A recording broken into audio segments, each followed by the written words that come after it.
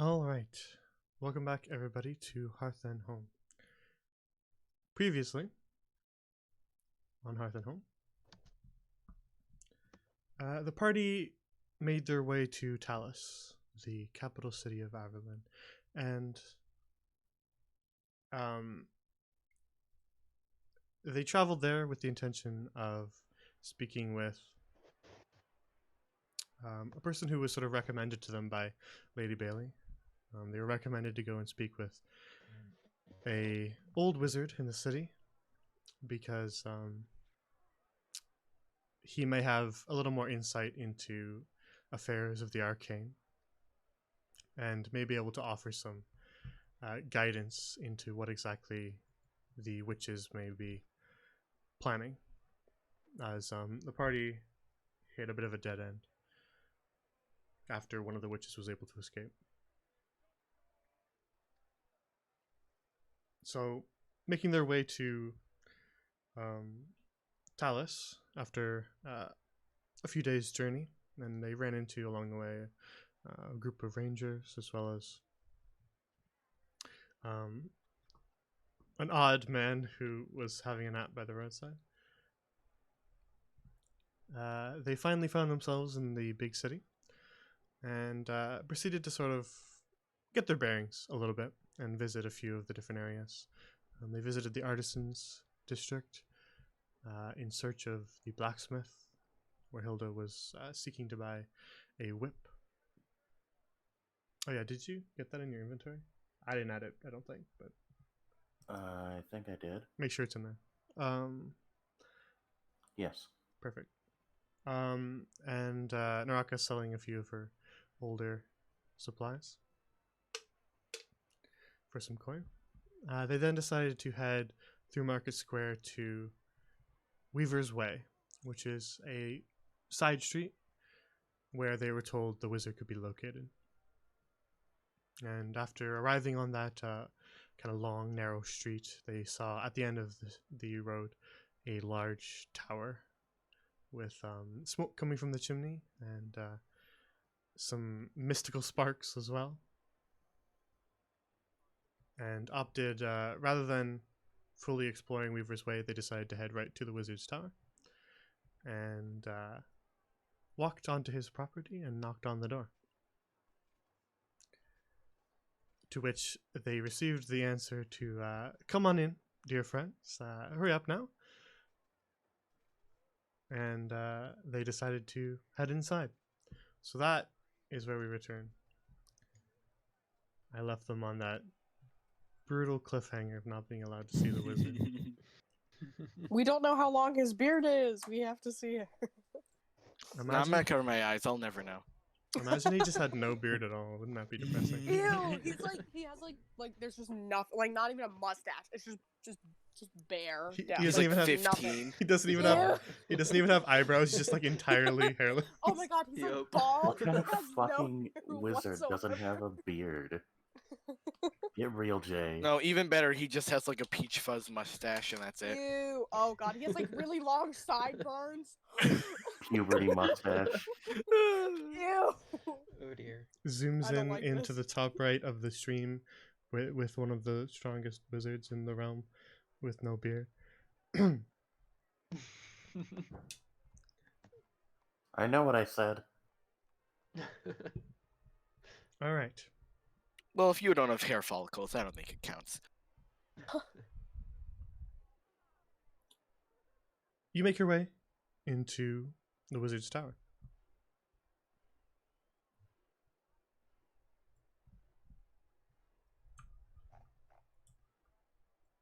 Bookshelf is really interesting. I like that's where the map loaded. It always loads in the top left corner if you haven't figured that out yet. Yeah. Fuck yeah, Merlin beard. Yeah. He's not bald. Well, Alright. might be. I see hair coming out from underneath that hat. Dude, what if he's bald just like on top? Like, it's just like bald, and then like the rest of it, there's hair, but like dead center, top of his head, it's just no hair. I believe that is called a chrome dome. You make your way into the Ooh, fancy. You make your way into the wizard's tower, and can see a table in the center of the room. next to a roaring fire with an old man sitting at it. He has a book out in front of him, which he appeared to be reading from, but he looks up as you enter. And That hat looks superimposed on the table. he looks up at you and he says, "Come in, friends. Have a seat if you wish." And looks Why not? expectantly I'm at you. sitting down. Okay. I'll just stand because there's Because you're 3 fucking chairs. ginormous. And I'm humongous, and there's also only 3 chairs, so I'll just stand here. The wizard looks at you. Honestly, you Naraka. could just sit on the floor. You'll be the same size. Yeah, I could. Yeah, you can sit next to me. The wizard looks at Sorry, you, Jay. Naraka, and says, "There's another chair over there by the wall, if you wish. Don't feel you have to stand." Oh, thanks. I'm gonna go get the chair and then just just sit here with the chair. There's like I don't even pick up the chair. I just like just slowly drag it. Just a loud noise as everybody Yeah, stands it's there just in like, silence. It's just like squeaking as I'm like dragging it across the floor. Alright. You bring the other chair and take a seat at the table. And the wizard sort of leans back in his chair and folds his hands together and sort of takes a moment to look at each of you. Then breaks the silence by saying, "So, friends, what's brought you to my doorstep today?"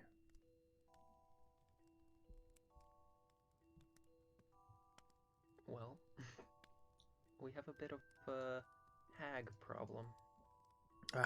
Hags. Nasty old creatures. What sort of problem? Well, they appear to be kidnapping people and gathering resources for some kind of ritual.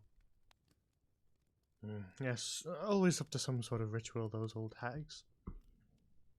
And I'm gonna pull out all of my papers. It appears you've You done can take a look if you'd like. some research yourself. Yes, pass them along here. I'll just stand up on the chair and reach across the table and toss them Alright. in front of him. You wouldn't have happened to have seen a lot of ravens lately, would you? Ravens? I don't believe so. Why is that? Just needed to know. One of them seems to be able to watch people through them. I And see. believe turn into one as well. Well, I can't say I've seen any abnormal amount of ravens, though I suppose I wasn't particularly looking. As he's talking, he sort of is flipping through the pages you've handed him, Flim, which include, I believe, a drawing of the ritual circle in the mine, and then you handed him the odd sigil as well. Mm-hmm. Was there anything else?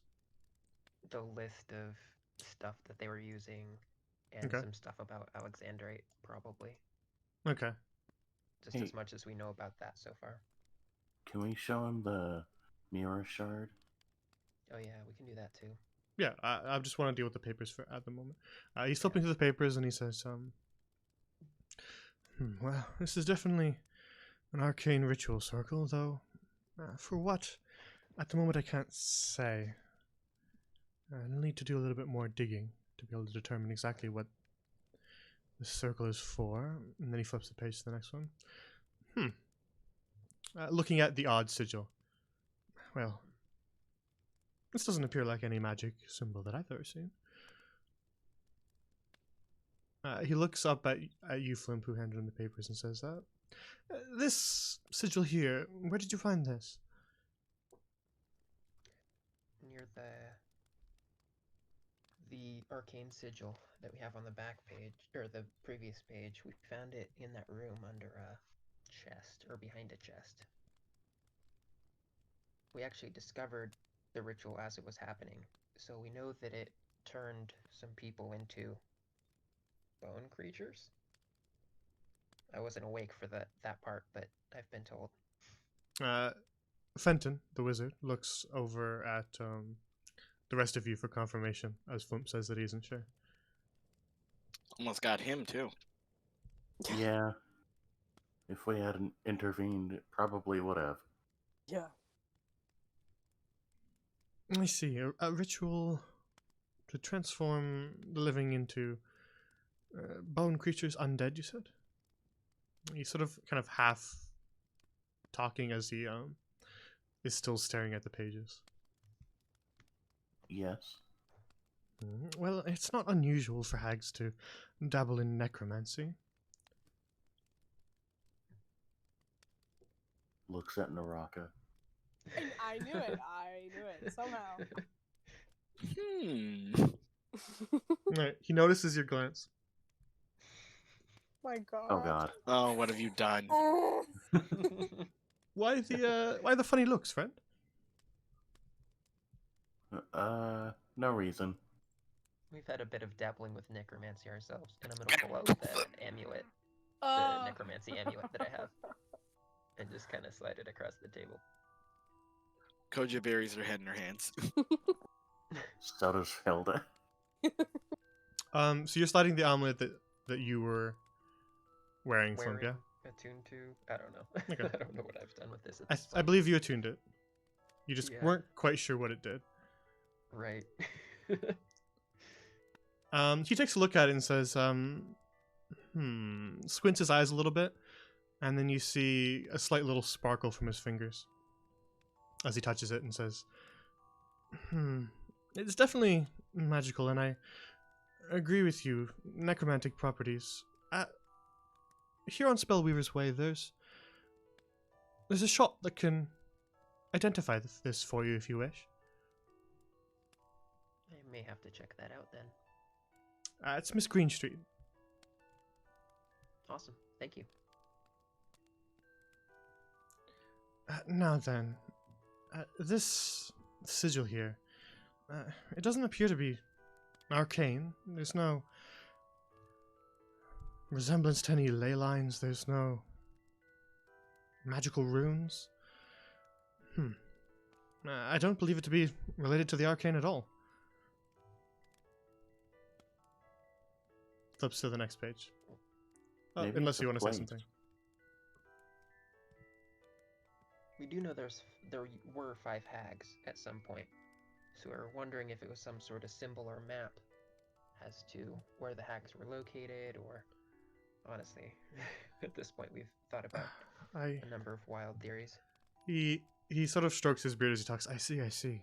Not just one hag. You lot aren't just having hag trouble. You're dealing with a whole coven.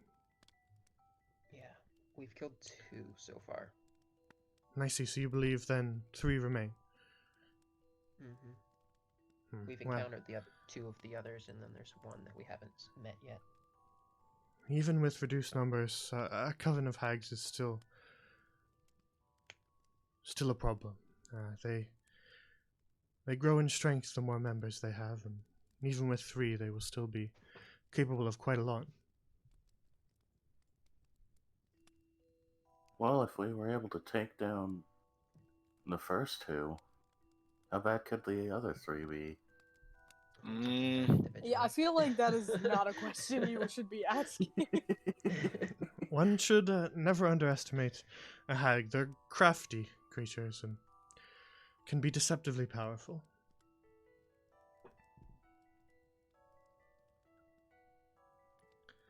Now then, this 3rd sheet you have here, it's a list of spell components, ingredients of some sort.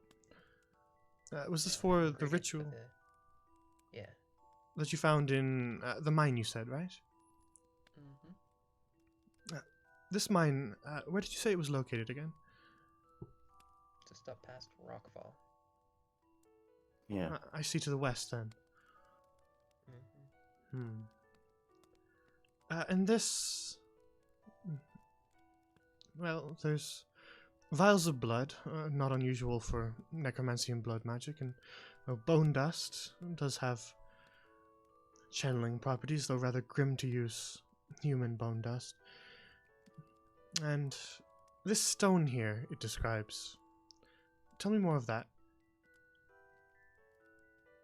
We know it to be Alexandrite.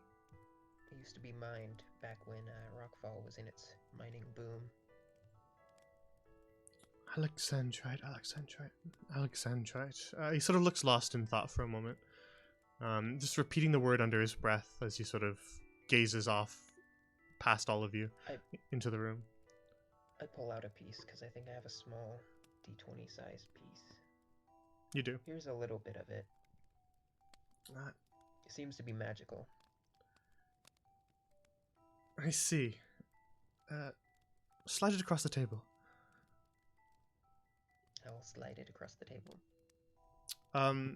It sort of rolls to a stop in front of him, and he does not touch it. Instead, he pulls a small handkerchief out of his pocket and uses that to pick it up, and then sort of examines it, squinting a little bit, and then grabs this magnifying glass off the table to examine it a little closer. Alexandrite. Yes, sickly yellow stone. Found in the mountains, you say? We believe it causes disease. Some of the old miners that were mining it back in the day got quite sick from mining it. There was also an odd effect on the mind. It was almost like mind control or something. I think they were feeding it to people. I see.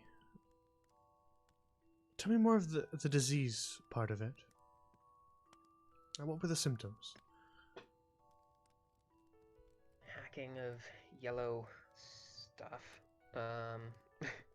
And I believe he coughed up some blood at one point.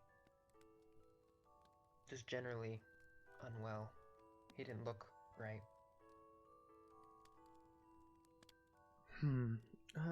You say some sort of yellow phlegm in the sputum and blood as well. Oh, that's certainly no good. This is all... quite a bit to take in.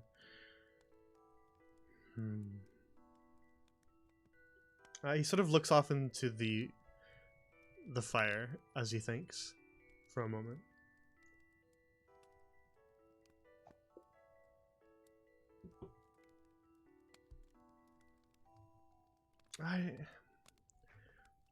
I remember something.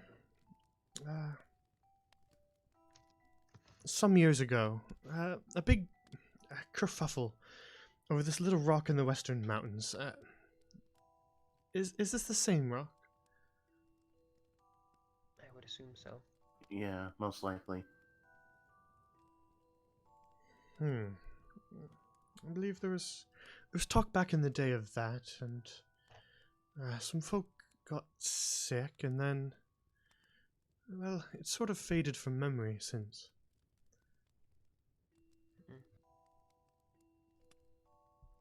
Did we know how long the people mining down in that mine had been there? Did we ever find that out? It seemed like there was sort of, just from your own judgment, they weren't all kidnapped at the same time. Some of them had clearly died a long time ago, as there was skeletons in there, and some of them were a lot more recent. So it seemed like sort of an ongoing thing. So it's kind of hard to say. Okay. There's definitely sort of a range of how many people had been mining there and how long.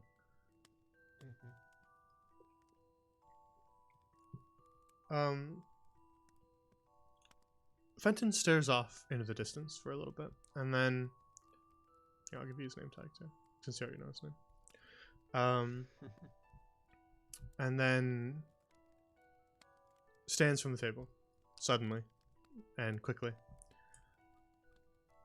And then, without really even saying anything to you, he just walks towards this bookshelf and begins to sort of run his fingers along the spines of several old tomes.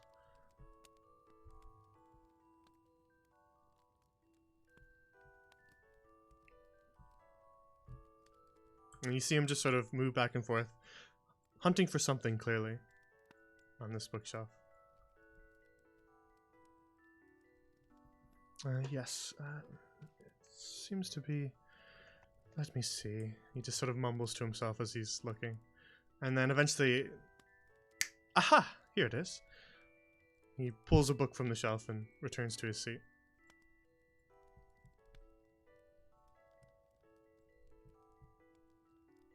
What you got there?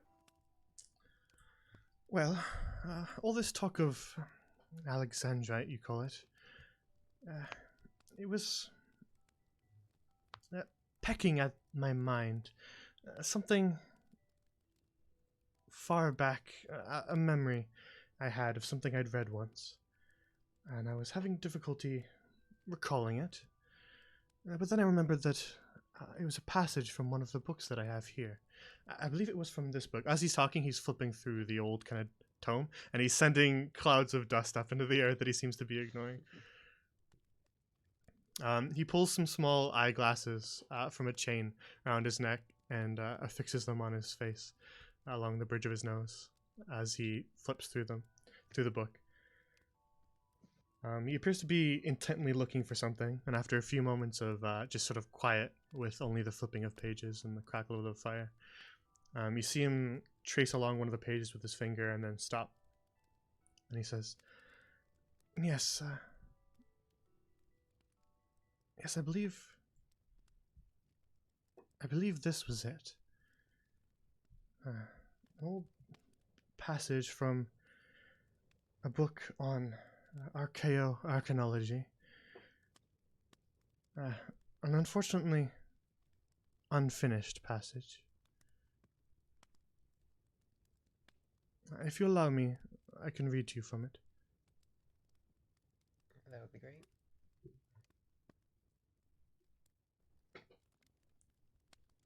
He pauses for a moment, finds the spot on the page, and then begins to read.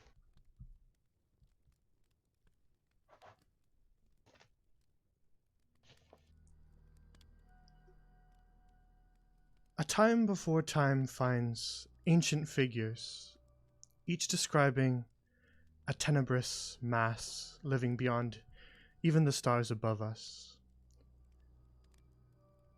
Lurking from beyond, the mass then splits 8 distinct figures in the murky black.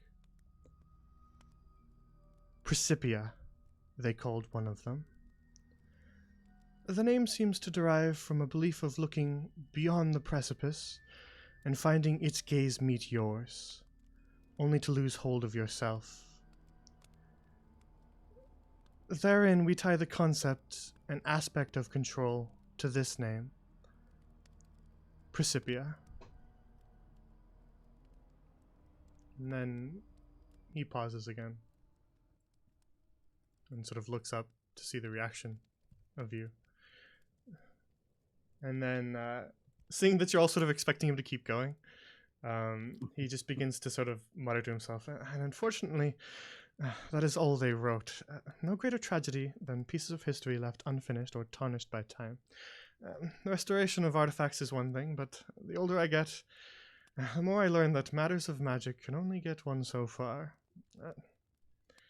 The rest must be accomplished by good old-fashioned clerical diligence. Never forget that.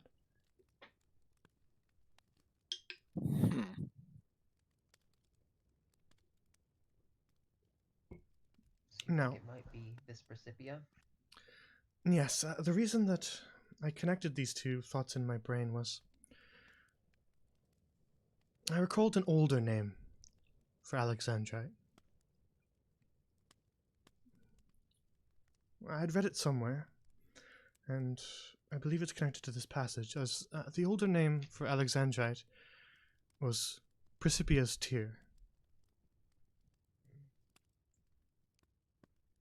Oh, that's not foreboding. Dramatic reveal. Ominous indeed.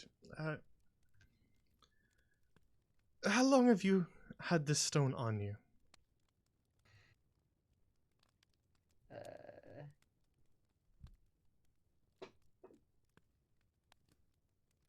Maybe About a little week over and a half.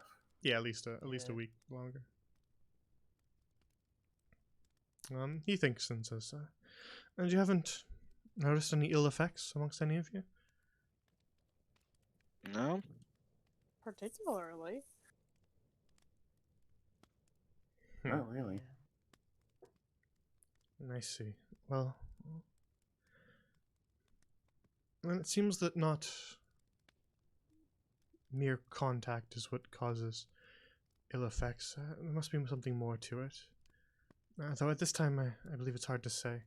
Would you be bothered by leaving this stone with me so I can conduct a bit more research on it?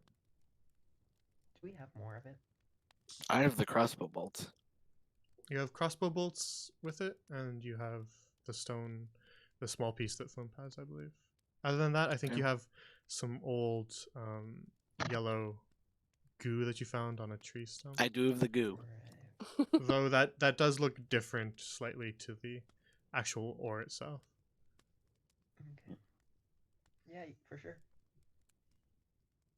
Alright, very good.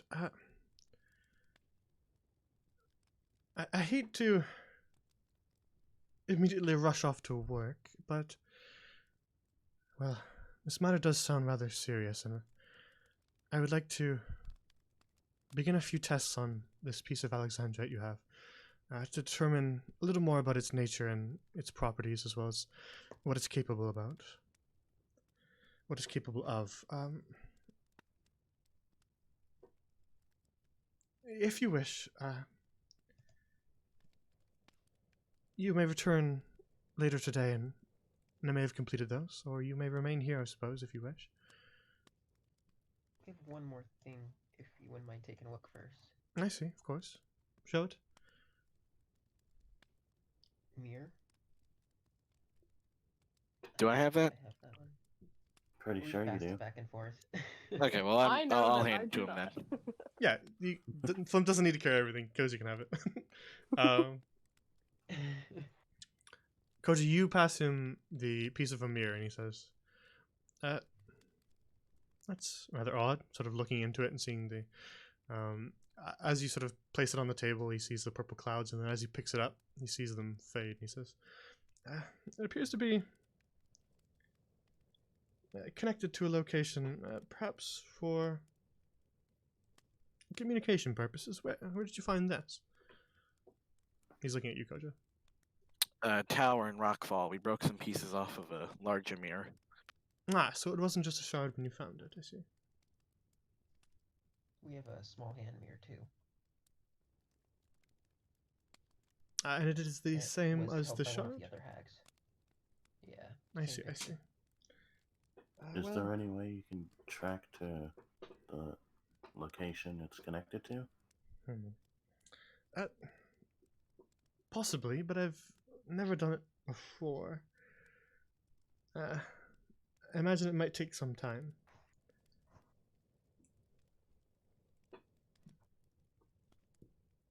Does it look at all like anywhere you know from Talus? Well, it certainly looks like some sort of cellar, but I can't proclaim to be any sort of cellar aficionado, so I won't. Fair.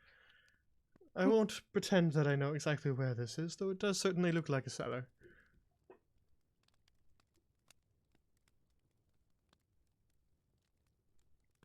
Well, then magic it is, I suppose. How much time do you think it would take to find out? Well,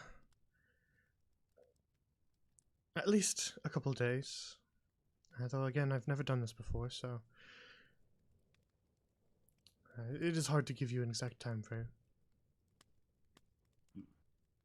Perhaps we can leave them both with you and we'll check in later today. Yes, that would be ideal. He looks at you, Flimp. You appear knowledgeable in the arcane art yourself. I try. Should I need to contact you, I will, now that I'm familiar with you, cast Sending. How does that sound? Sounds fantastic. Very good. Now, I need to take a look through some old tomes and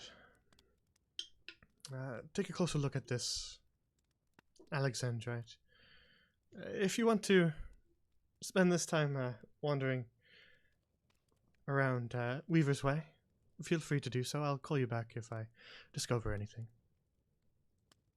You needn't stay here with an old man looking through books. We'll get out of your hair. I'm sure he'd like that though.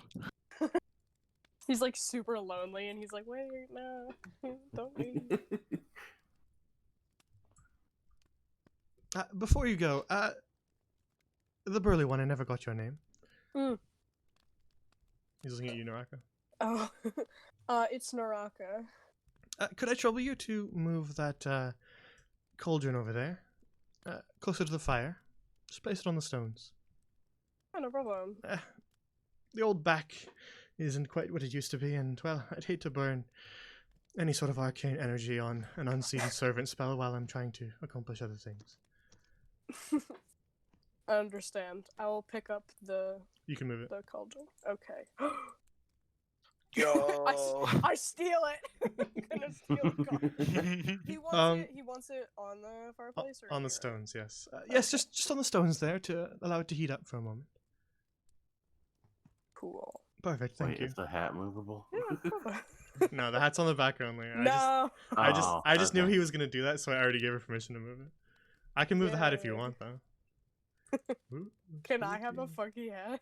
I knew it Yo. wasn't Give part of it to the, me. I knew it wasn't part of the Yo. map. It looked so superimposed. I was like, that It's doesn't look because great. it's because it loads separately from the rest of the map, so it puts it in your brain that because it's not interacting with the same lighting as everything else. right. The hat moves across the table, and we're like, "Whoa, hat!" Magic sorting hat. All right, well, As I'll we're leaving, can I just get a quick title of these two books? Sure, cryptozoology and I didn't think.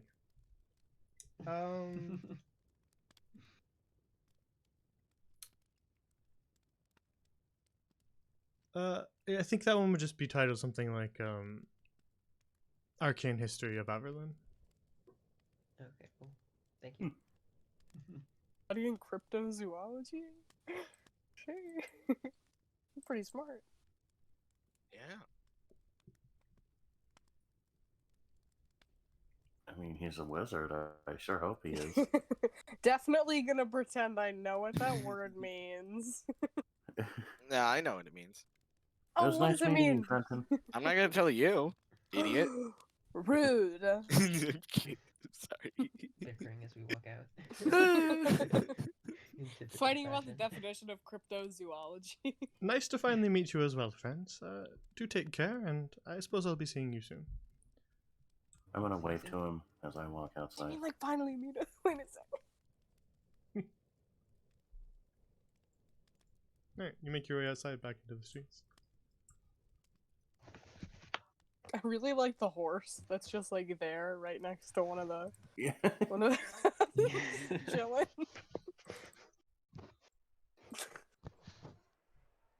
Well, shall we go shopping? I barely have any money, but sure. I just want Shopping. to look. If you buy a lot of things, Flimp, I'll help you carry them. Just kidding, you have to carry it all yourself. A bag of holding. I can literally put as many things as I want in. Yeah, he does have a bag of Yeah. holding. Mm. Alright, you make your way So he said, back into Spellweaver's Way, shortened to Weaver's Way, of course. Yeah. And he did say that there was a certain shop that might interest you. is that this one? Yeah, he said that it was Miss Greenstreet's shop, which when you walked on your way here, you looked at the signs, and this was Greenstreet's magical supplies, or magical items, rather. Magical Item Emporium is something it was called. Yeah, let's go in there. The title on the sign changes every time Jay gets the name. It's magical. It's magical. It's a fine. magic- I'm allowed to do it. No, it's just shifts. magical, but it's really just electronic and has like scrolling text on It it. just shifts to whatever I wanted to say that day. Yes, Greenstreet's is the one with the green roof. How convenient. Alright, let me copy you guys. And place you in Green Streets. Man, not even the NPC wizards take identify.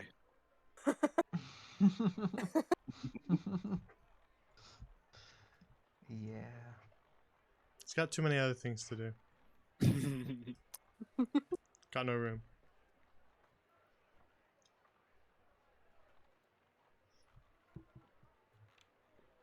Alright, you make your way into the rather small shop. And there's a very dour looking woman behind a table. Who just sort of looks up at you as you enter and says, "Yes, hello? What can I do for you?" Fenton sent us your way. He told me you might be able to help me figure out what this necklace does. Ah, the old wizard down the road, I see. Alright, well, I do offer magical appraisal services. It's 15 gold if you wish me to identify an item for you. See, this is why Pricey. this is how I price Yeah, gouge. magic items are really freaking expensive. This is how I price gouge players who don't take identify. This is Jay punishing all of us who are. Do I spellcasters. really I'm need to not. know? Imagine not being Rindra who just knows it by default. Imagine not being a Justicia follower. Yeah, he was casting identify, and I was like, oh man, he's doing The it. only He's reason I got don't take it is that dang pearl. Stilda, What? You know, whisper. you have 15 gold, I'm just saying. You have a lot of gold. No, I have money. It's fine. Okay. Y'all only have like 15. What? You know what I mean. I have at least 15, yes. Yeah, Okay. see? No, I was gonna say, I was like, you guys only have 15. Shit, you guys need a loan or something? Before I pay for this, could I take a look around, see what you have? Of course. Take your time. Yeah, I'm gonna do that too. Not Alright. that I'm going to Good buy thing. anything here. Not that you actually care. So, Flimp, you are probably best able to recognize a lot of this stuff. Koja, relatively, but Flimp, you know your stuff. So in general, she sells foci. So focuses for every different sort of means. She sells spellcasting focuses, holy symbols. She sells druidic foci, twisted up branches of holly and mistletoe and things like that druids would use. She sells blank spell books, but she also holds a few other things as well. And there's small little sort of folded papers next to them that say what they are, as little like plaques essentially. And one of the items is an alchemy jug. Awesome. Useful for essentially creating a limitless supply of certain liquids. Does alcohol? Flump pulls out his phone and Googles what an alchemy jug is. That is exactly what I'm alcohol. doing. Alcohol. I heard alcohol. Shut up, alcoholic. I mean, it could be good for healing potions too, maybe. I don't know. I have no Certain issue. liquids. I have no issue with you googling it. So. Okay. So you could basically just ask her what it does anyway. And then in a small little glass bowl, there are a few little beads, and the plate next to them says "beads of nourishment," and there's 5 of them in that little bowl. Ooh, food supplements. Cool. Next to that bowl on the table is a small little sort of token, essentially a twisted up and sort of tied together bundle of feathers, and the plaque next to it says feather token. Across the way on the other table is a set of goggles, sort of leather bound and bronzed around the eyepieces, and it says next to them, "Goggles of Night." Okay. Ooh. And then next to that is where she keeps all the foci.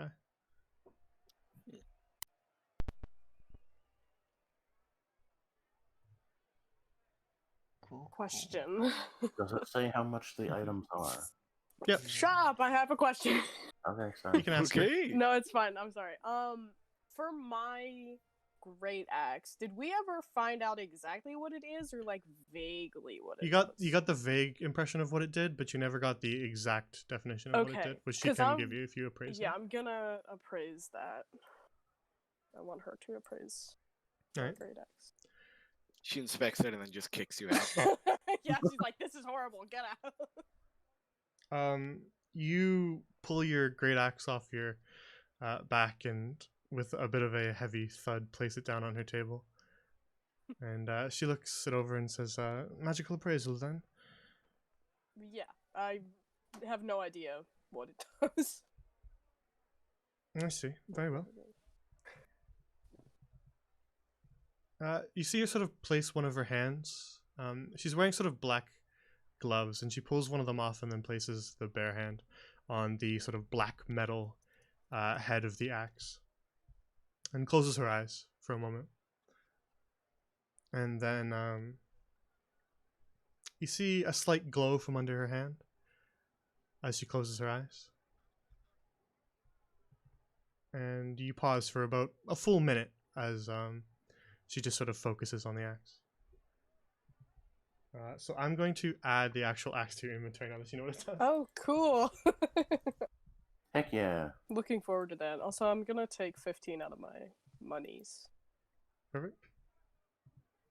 And you said it was a feather token? Yes, feather token. I can just explain them if you want me to. If you don't want to do all of the Yeah, the just looking up. specifically what kind, because when I'm looking at it, it has a bunch of different kinds here. Yeah, exactly. So I don't know. After opening her eyes and you see the magic fade from her, Naraka, she says, this here axe, it's magical, definitely, necromantic in origin. It appears upon claiming a victim, upon the death of an enemy, that it rings this bell here that dangles from it. She points at it.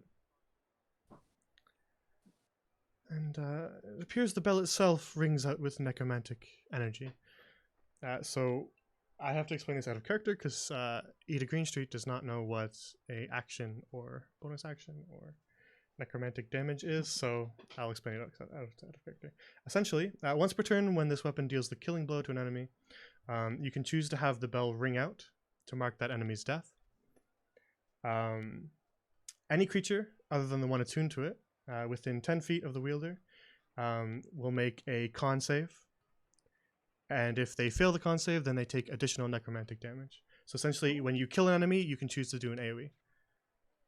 Oh, cool. Stay far away from Naraka at all times.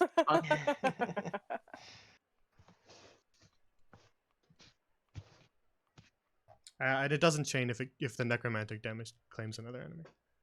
Okay. Just say no. What if it did? The What stack. if it did? Yeah. Also, the ringing necromantic damage has no effect on undead. Okay. Okay. You've I heard of figured, chain obviously. lightning. Now get ready for chain necro. Yeah, so essentially, whenever you kill an enemy, you can choose to force anyone around you to do a con save if you want. If there's like allies around you, you can choose to not do it. Does it have like It like is a a limit? additional D10 of necromantic damage, and you can just do it whenever you kill Oh. an enemy, once per turn. Okay. Okay. God damn. So that is, she looks up at you and says, well, the last thing is, the axe calls itself Death Knell. Oh, that's such a cool name. That's fucking metal. That's literally so metal. God. Alright. You're edgy. So that is what your axe does. It is now in your inventory, and I equipped it for you. Cool. I'm gonna Yeah, reload I attuned it for you too. character sheet. Thank you. Appreciate it. So you can unequip that regular great axe if you want. Okay. Oh wow, I see it and I love it to death. It's blue. It is blue. And then in those little notes next to it, it reminds you what the damage dice for the necro damage is. So oh, there's a picture too. it doesn't let you roll right there, unfortunately. I wish it would, but so I have to manually. Just if you decide to do the bell and any creature fails the con save, then just roll an additional d10, and then any creature that fails it will take all the whatever you rolled on the d10. Like it'll just do 1 for any creature that fails it. Hey Jay. Yep. How much are those goggles? Well, you can ask Ida herself. All right. I'm gonna Hey, take Ida, my how much axe. are these goggles? Goggles of night, providing dark vision to those without it. That's 30 gold for the pair of goggles. Damn. Code just looking at Hilden, snickering. That's a reduced price, by the way. I'll take them. All right. And I walk over and hand her 30 gold. Very good. Buying? The goggles are yours. Heck yeah. How about the feather token? The feather token. It's a expendable cast of featherfall, if you don't know it. Okay.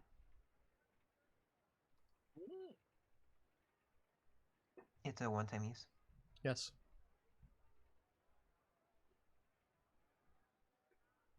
Alrighty, I'm just gonna get the necklace figured out.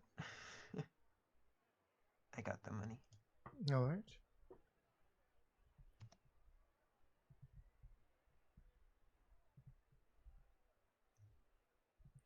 So you're paying her for another magical appraisal then? Mm-hmm. All right. Then she will do the same thing. Pull one of her gloves off and place her hand on the gemstone of the amulet and close her eyes and focus for a minute.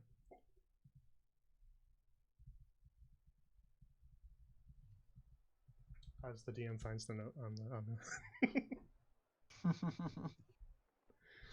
I know what it does, but I want to make sure that I'm not saying anything wrong. Because that'd just be annoying Gives to have the to correct wrong afterwards. description. Yeah, just like minor details of things I don't want to get wrong, so that I can just tell you the first time what it does.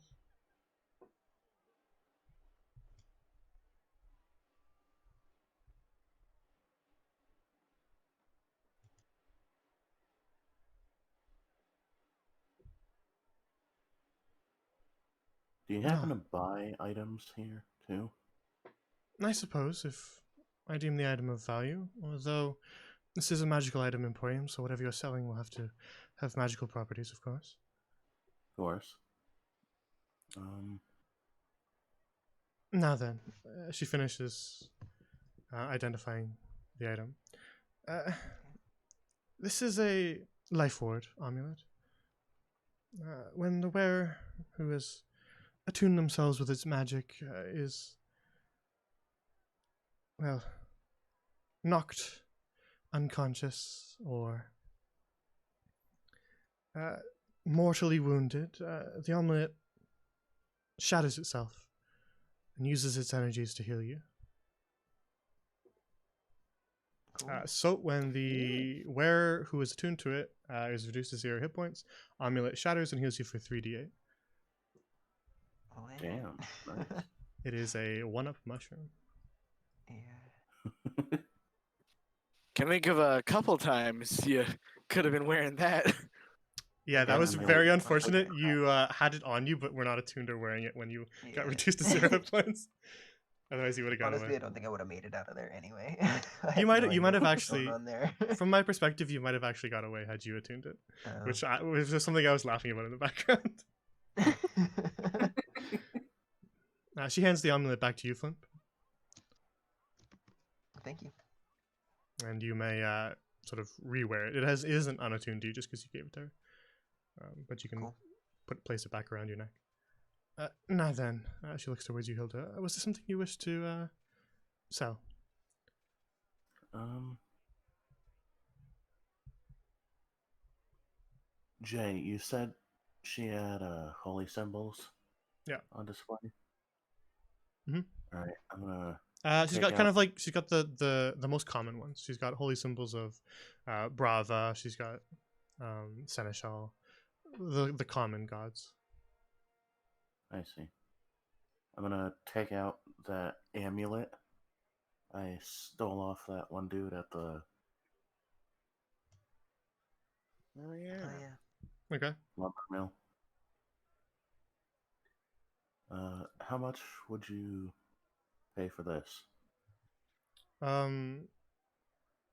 You pass it to her, and she sort of examines it with her eye for appraisal, and just sort of,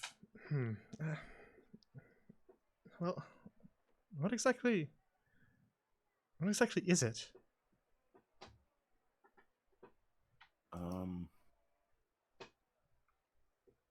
It's a holy symbol. Yeah, it's a holy symbol, but you I'm sh- not exactly Are sure. you sure about what- that? Maybe it's an unholy symbol. We do Well, not somebody come sure across a cast a lot of spell those. out of it. If this is a holy symbol, then to what god? That's fucking scary. Yeah, just that sentence alone is like. This- We do not know. This I symbol, just shrug. this symbol on his face is none of the divine pantheon. Hmm. Huh. Oop. That's unnerving.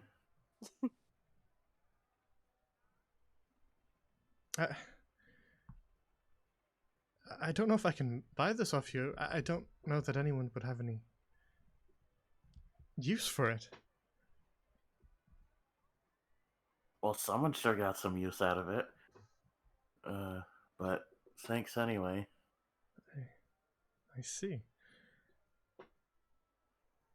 He just sort of Do you happen is lost in thought.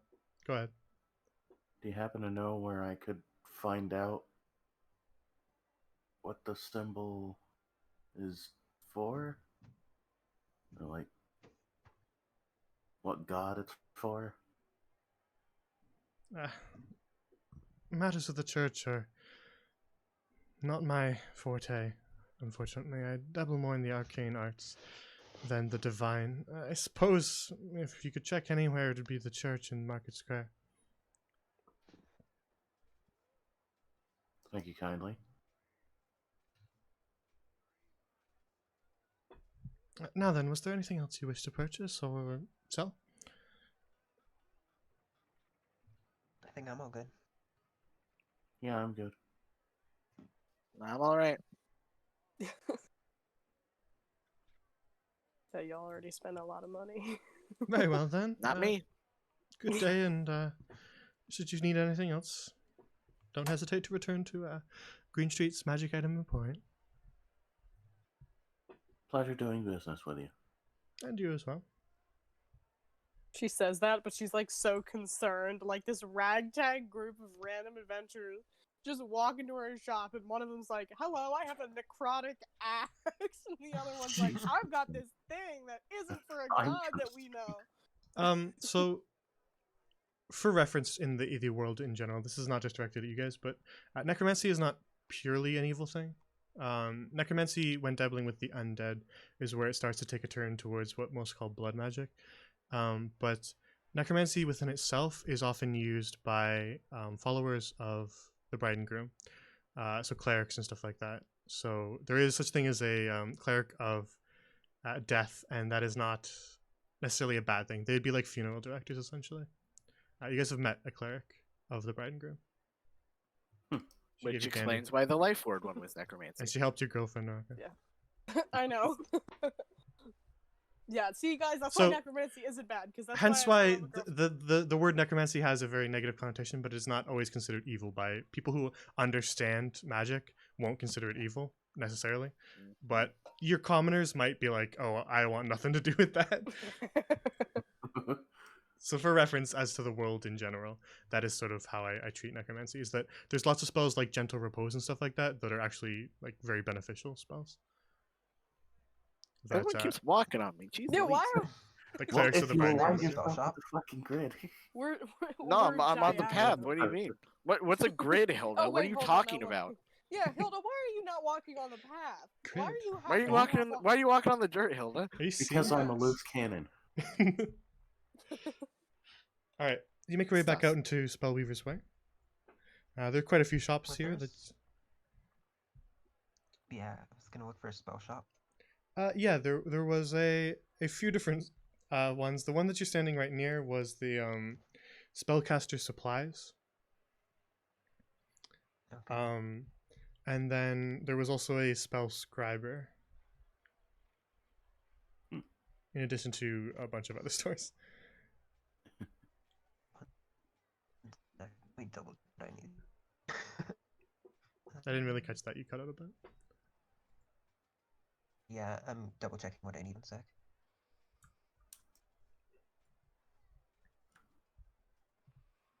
I think I'm looking for a spell scriber.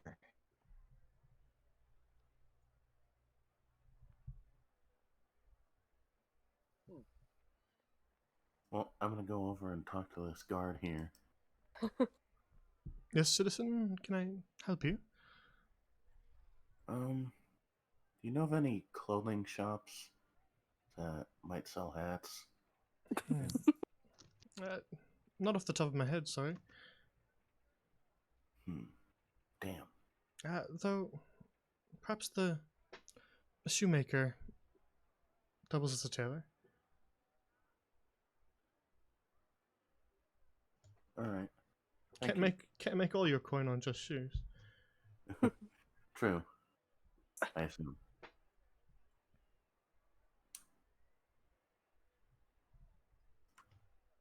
You buying a hat, Hilda? Yes. What kind? You'll find out. I just wanted to check out the spell scriber real quick. Yeah, okay. We just leave Flip. We're like, hey, he'll be fine. I mean, you can. Speaking of spells, I don't even know if we can use this scroll that I've got. What was the scroll for again? Mass healing word. Oh, You right. can use it. The fact that you can Well- read it means that you're capable of using it. It's just that Huh. it may be more Mhm. difficult if it is outside of your range. Essentially, the way spell scrolls work is if you can read what it says it does, that means that it is on your spell list for Bard. But if it is outside of your like level casting range, there's a small chance of failure. Essentially, What happens if you fail it? Can you it like not wastes use the it spell again? and it burns it. Oh no. Hurts. So there's a small chance for failure, but it might save you in a pinch if you're using. That's sort of how it manages. Like spells that are way stronger than your level have a chance of failing, but you can still kind of potentially use them. Yeah, I was just confused because it said if it's on your spell list, and the site that I usually use says mass healing word is only cleric and artificer. Nah, you're all good. I'll let you use it. Interesting. I mean, I'll say I prefer that way anyway. All right. And you said the shoemaker is on this row, right? Yep. Shoemaker's here. I can go through the shops again if you want.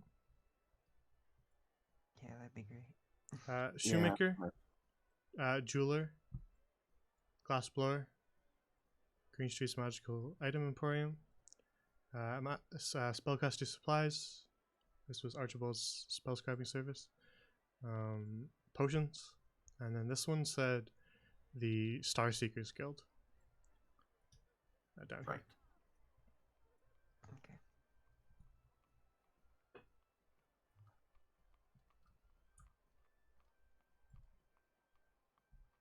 All right, where would you like to go?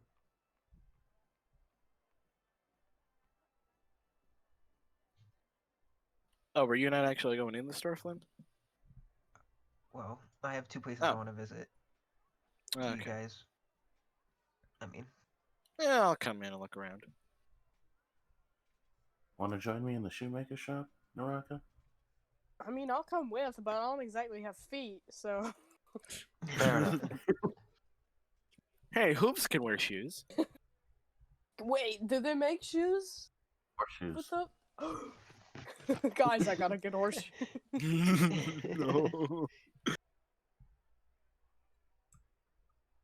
Alright. Let me bring you back to the indoors. Alright. You two are down here. And you two are whichever one you want to go in first. I think you were standing in front of this one. Is this the spell scriber though? That's the spell scriber, but you were standing in front of this store. Oh. Well. Alright.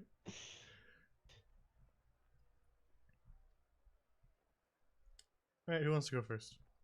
Let's go the shoemaker first. Alright. Oh, okay. You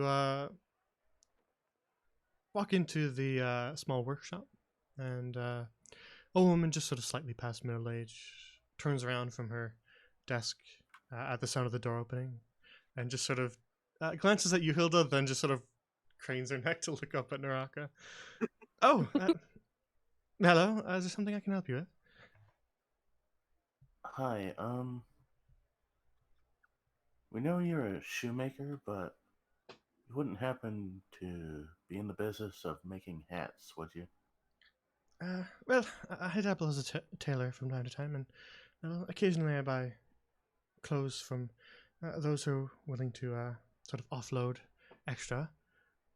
Though I'll say most of my business is as a shoemaker. What were you in the market for, if not shoes?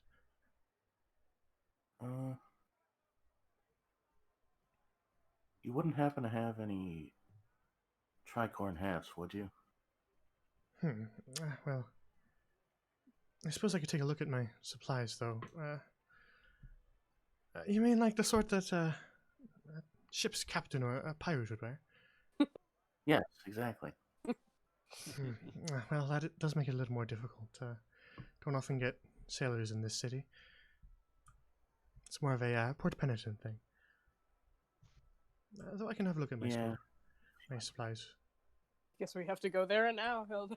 We gotta go. She opens. She She opens a cupboard under her table here, and just starts kind of like pulling clothes out and just throwing them across the room behind her. And you see like a just sort of a tunic and like a white cloth shirt just go flying past you, and then just one odd boot with a hole in it go flying past you, and then a pair of slacks, and then no, that's not quite right. And more clothing goes flying. Tricorn hat. Unfortunately, no. That's a shame. But I can make you some leather boots if you wish. Yeah, I'd be alright with that. Alright, I also have a pair of boots here that I bought off of someone that I thought I would sort of turn around and resell. I had Miss Greenstreet down the road appraise them for me. They are boots of false tracks, she said. Ooh. Of course you're What are those? interested in that. Well, when wearing these boots, you can essentially alter your footprints so that you can't be followed.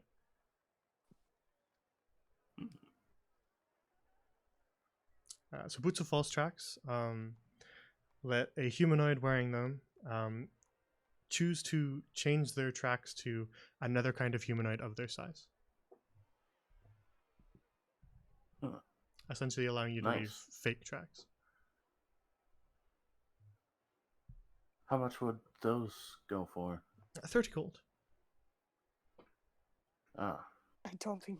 Do you have that much money? That's discounted. actually, I do. Really? Yes. Damn. Y'all got some money. And then some. Okay, wait a second. Where did you get? We stole a bunch of money from the. My plunder skill. Oh boy. Ha! Great. Out So- of character, of course. So, I'm not going to say that in. are you taking the boots then?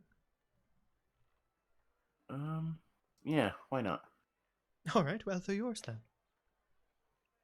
Here, have a seat. Years. Have a seat. We'll try them on. All Before you right. give me the gold, you should try them on first, of course. She pulls out one of those like metal things that they have in shoe stores where you have to like put your heel against the back of it and they measure It's your just foot. Grand Lorraine Foot Locker. Yeah, it's like yeah, Hilda buys them, goes outside, they don't fit. She's wearing the referee shirt and everything. All right. She helps you fit your boot, your foot into the boot, and it seems to fit. All right. Seems like quite a good fit. Then, if you'll be taking those, then 30 gold. Yeah, I'll be taking them. Here. Perfect. And then I hand her the gold. Thank you kindly. No, thank you. Anything else then? Any repairs needing to what you've got? And then she just sort of, she looks at Hilda and then just sort of looks at Naraka and looks down and goes, I suppose not then. Yeah. Thank you Well for your then. business. Happy to help. Come back if you need anything. Will do. She sits back down at her workshop bench. Alright, across the way. Flimp and Koji, you enter the spell scribe to find a rather grumpy looking old man. Balding, but with a long beard.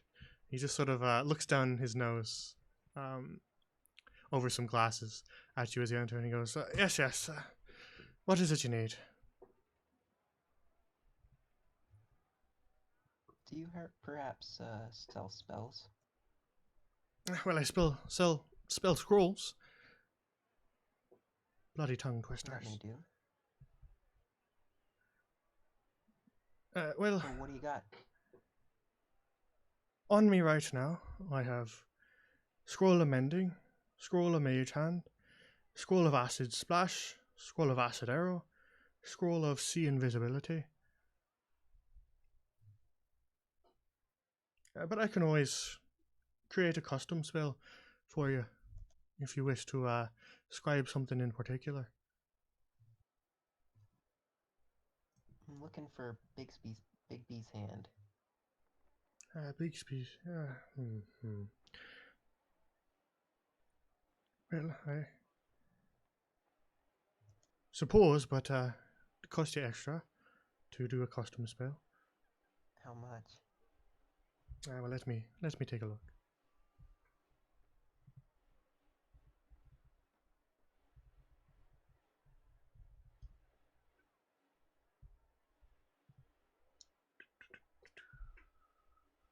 Fifth level, you can't do it. Big. Okay, maybe I have the wrong spell name then. I looked it up quickly. I might be just looking at our incorrect reference. Let me double check. It should be a second level spell. Is the spell I'm referring to?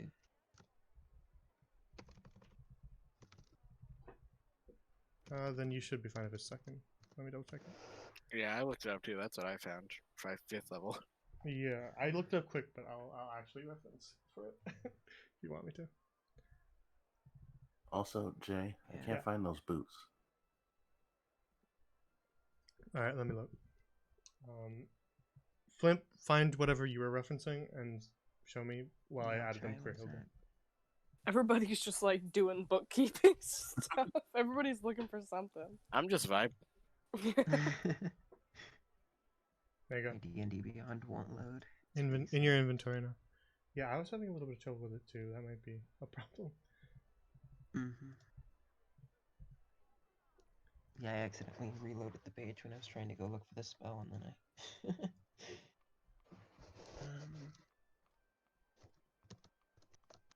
It could be possible that they've renamed it or something, or changed something, and that's what Yeah. we're referencing two different things. That's why I want to clarify, because they change stuff sometimes, so that's might be what happened. They might Yeah, I have read also that- just like phased it out or something like that if they didn't want something different about it. Yeah, I read that Bigby's hand got renamed Arcane Hand, but I looked that up on Roll20. That was level 5 too. Yeah. If you want just Mage Hand, he does have that ready and available. I don't know if you want specifically the Giant Hand. Drink some fucking water, Naraka. Yeah, geez Louise. I have tea with me and it's not helping. And drink water. Yeah, D&D Beyond's having trouble for me right now. It's just like 404 for me, I so... don't know. When I look it up on like other spell lists, I don't see it, so Tell you I'll what, just move in forward. between now and our next session, I will do the research, and if Okay. it is in fact we find something second level, we will retcon that you bought it, okay? Alrighty, cool. How's that sound? Yeah. Until then, is there anything else that you wanted? I don't believe so. I think that's all I am looking for. Alright. Very well, if you change your mind, come on back. Always You need writing new anything, Kojo? scrolls, so the scrolls available are always changing, so Mhm. stop by from time to time and there'll be a different selection.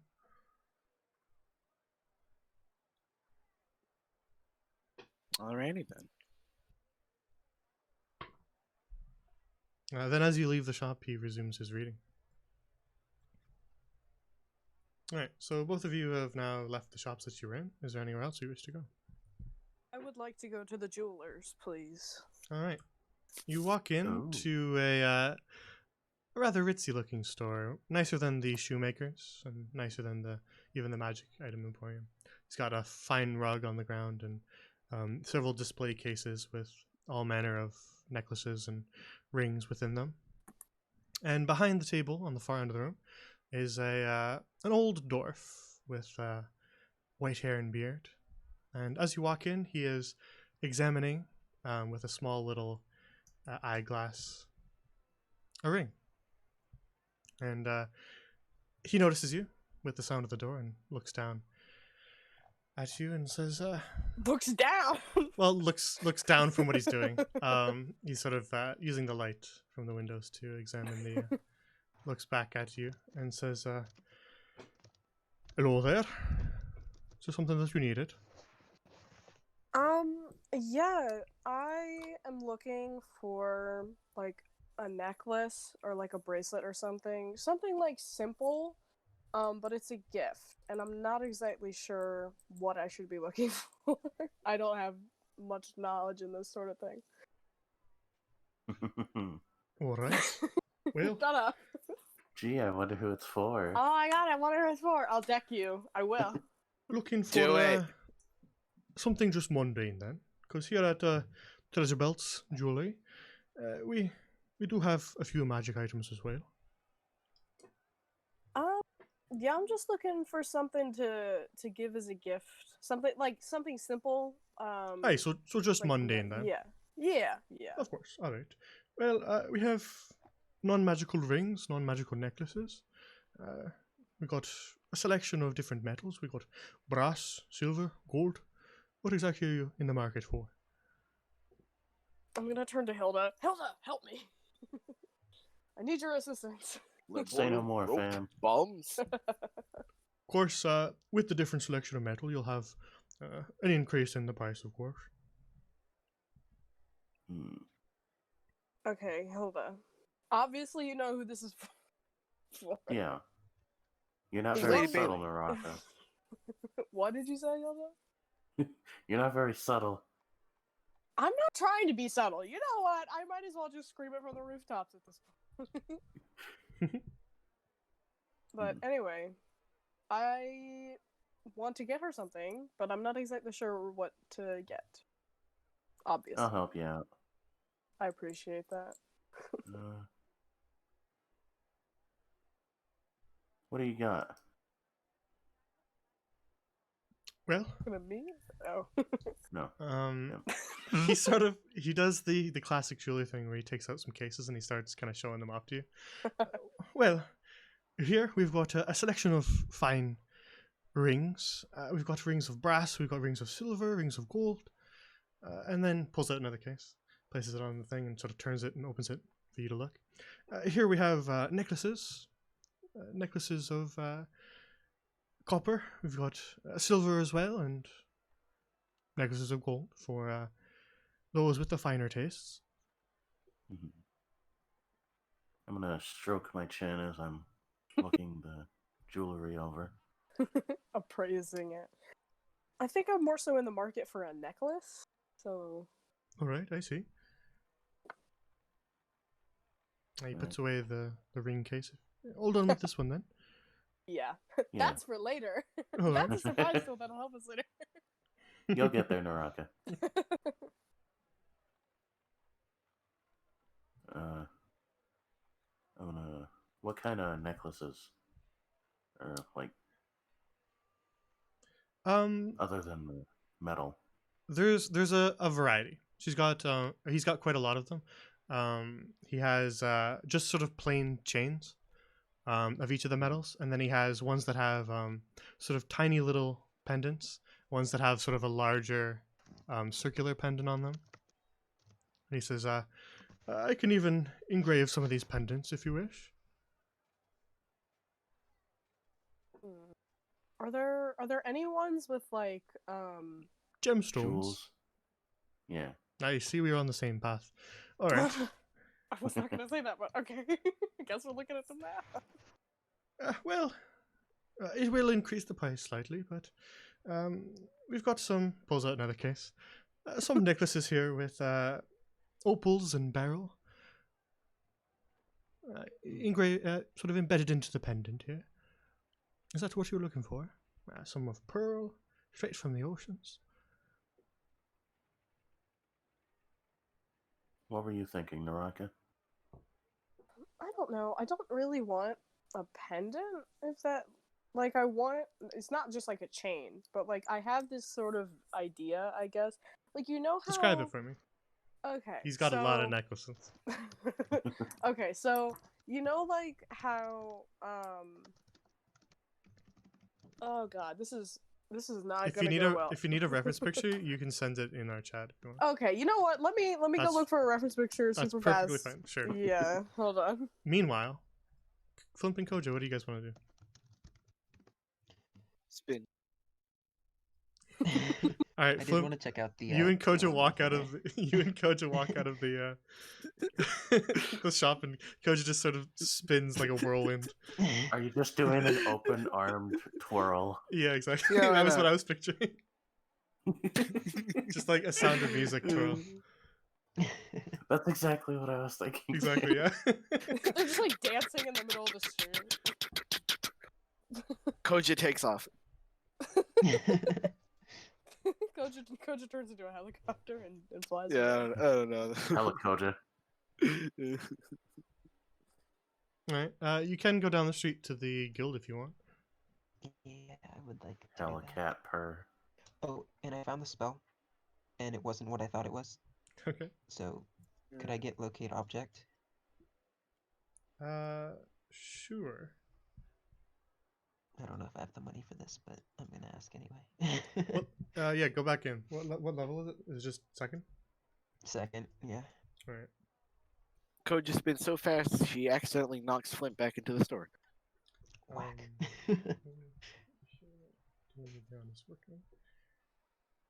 DVD Beyond is actually dead. Yeah. Is it? is pretty Does that? dead. Does anybody else? So, Flimp, you're having the same problem. Is anybody else having the same problem? It- I it made just the took a really mistake long of time to load. refreshing my page. Oh Now it's no! not Why did I? working. Oh no! I refreshed too. What have I done? Oh. So, I did.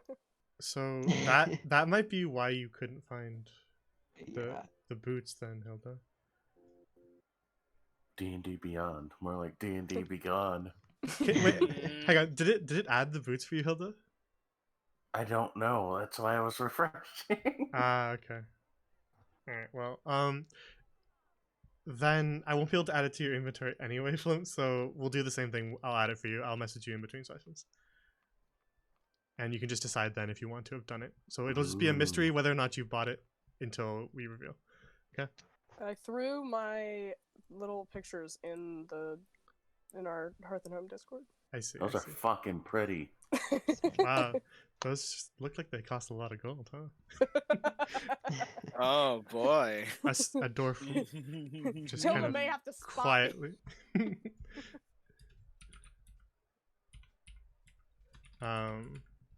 Sorry, just died. What did you say? Yay, it's working. All right. At least for me. Back in the not for me. Back in the jeweler's shop. Then we'll get back to you. He continues pulling out just case after case, and you start to wonder where he is even keeping all these. As he just pulls He has, case like, after a case trap from door his. in the floor, and he's just like pulling them out.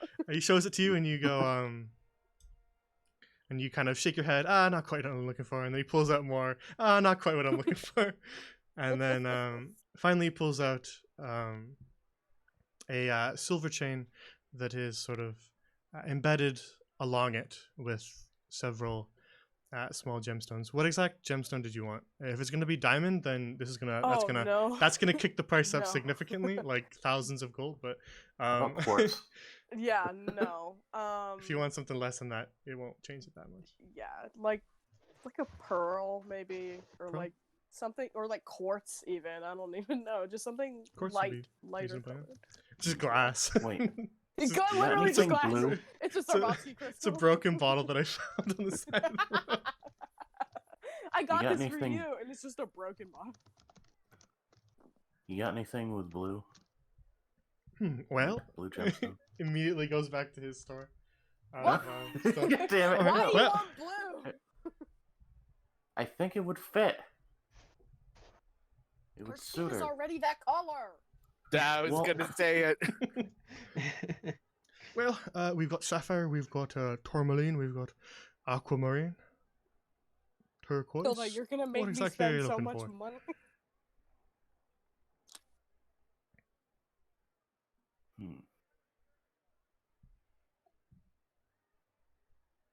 I know. Got any emerald? All right, well, let me look in my stores. Hilda, I don't think I have the money for I'm gonna help. And maybe Yeah, we can I just afford get it one together. 20-pound emerald?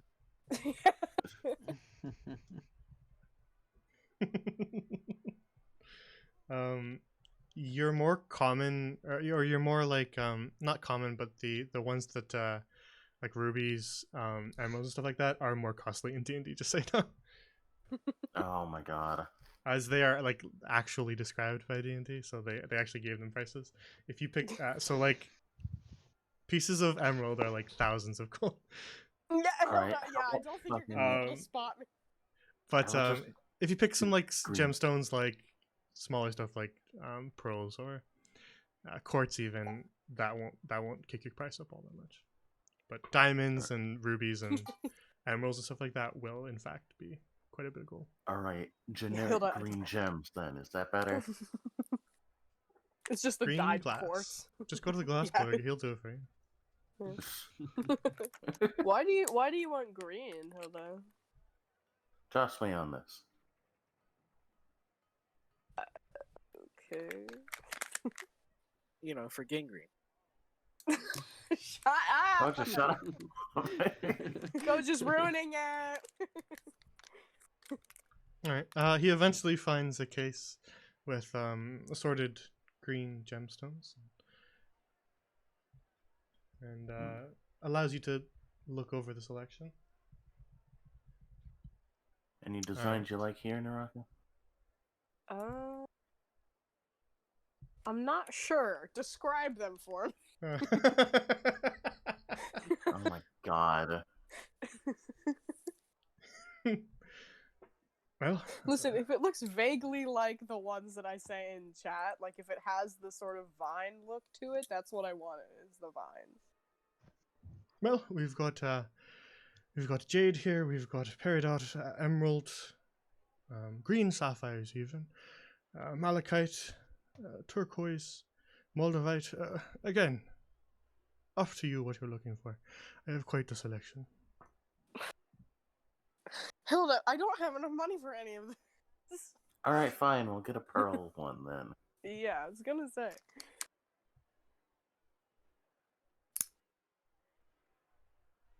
Sorry, my tastes are too sophisticated for you, Naraka. Sorry, I don't think either of us have enough money without being in debt for this guy to the rest of our lives.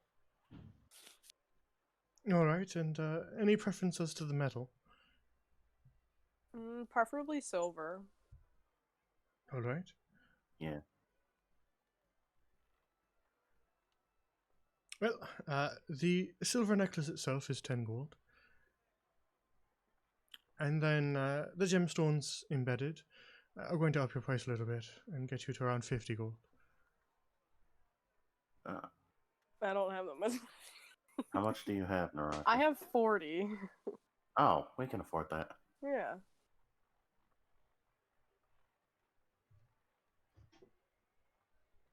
I'll pitch in 10. Alright. All of my money is gone, guys. I have no money now. All right, so you're taking this one then. Yes, I believe Yeah. so. All right, very good, very good. I'll package it up for you in a nice little parcel. And with that, Naraka has no money. Hey, Zero I gold, said I'd help guys. pay for it. I didn't say No, how. No, I much. appreciate it. I just think it's really funny. She has no money. All right. He hands you the parcel, which is a small little wooden box. And engraved along the top of it, it just says, Norbear Treasure Belt, comma, jeweler. Cool. I'm gonna Yeah. carefully put it in my bag. All right, well, thank you for your purchase. Was there anything else you needed today? Nope, I'm definitely good. Thank you for all of the options. And I'm just like, all money gone. All right, well, you have a nice day then. You too. What gems did he put in it? Like, what gems are in it? You said Oh. pro, yeah? Yes. Okay. Yeah. I was just wondering. I mentioned a few things. So. All right. Then you make your way back out into the streets. If you want, we can merge these timelines a little bit. Yes. So that you can meet up again. We walk outside and Koja is flying away. Flimp is because just he's trying to turned get into a Koja to come back down. God. Whips Koja out of the air. helicopter. Like, whips her around the ankle and just starts tugging. All right. Make your way back out into Weaver's Way. Where would you like to go next? I'm gonna show off my boots. Wow, Hey, those Coach, sure check are these out. boots. But watch this. Oh god. And then I start walking. And can I leave like Any humanoid of your size. So you can do your Ah. research in between now and next session as to what that exactly means. okay. But as long as it is humanoid and medium size, then yes. You can't just have like tiny little insect feet. But Dragonborn feet? yeah, they're humanoid and they're medium, so yeah, that would work. Alright. I'm gonna check that out. Whoa, your feet are different. Yeah, it could be things like large kind of clawed orc feet, all sorts of different things. But it's a list, so I'll allow you to do your own. Basically. Okay. But yeah, those are the only two qualifiers. Just as long as it's medium sized and humanoid, then you're good to go on anything basically. So Alright. that's most of the races essentially.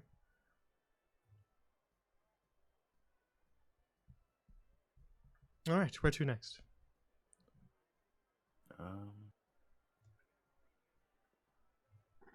It's up to Kinda you wanna guys. go to- I have no money. So, yeah. wherever I'm you running guys low are. myself. Poor.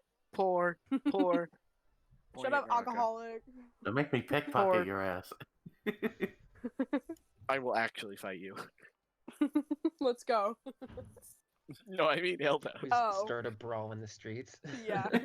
I think we should PvP, I'd guys. love We got to past watch time Comes somehow. in the Rocket duke it out. I'd legit So pay where to to see next? that. Well, honestly, I'm just kind of waiting for the wizard at this point. So, He hasn't I mean, messaged you or anything? nope. I had a thought Great. earlier, but it's gone now. I don't know what I was thinking about. No thoughts. There's have this you? guild over here we could check out, but I don't know. Do you guys have anything you want to do? I kind of want to go to a church and find out what this holy symbol's all about. There's that. Oh Midas yeah, we Gate. should also figure out that fire dreams thing. Oh yeah. Yeah, that might be Get you a good absolved idea. or something. Oh yeah, that too. I think that's a little more important. Yeah, yeah. just a little bit. Just a little bit. So, off this way? Do we even know which direction the church is in? I think we saw it. You It's did back see on like Main Street. you did see a cathedral when you were in Market Square. Yeah. Oh, all right then. Stop. God. Everyone's walking crushed. on me. Sorry. You Here, I'll should walk on be. more. I'm going to end you. That's it. Alright. Helicopters away. As You you know, we make, can't actually see you spinning until you like Aww. stop. yeah, the joke is a little bit lost on us, unfortunately. Yeah. I just see your character token vaguely moving from side to side. Man. You're like lagging, helicoptering. As you make your way down the street, What? just open Discord. Oh no. To see Val's comment. Yeah. She called it so perfectly. All right. As you make your way down the streets, you pass by another group heading in the opposite direction of you. It registers just kind of slightly in your mind that they are discussing school and food, but doesn't really seem worth remembering. As you make your way back to Market Square. Woohoo. I have such bad hiccups right now. I unmuted. I was gonna say something, and it's fine.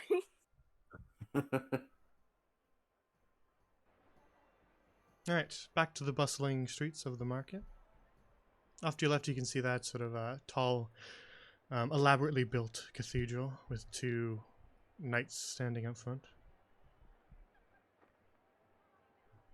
Okay, here goes nothing.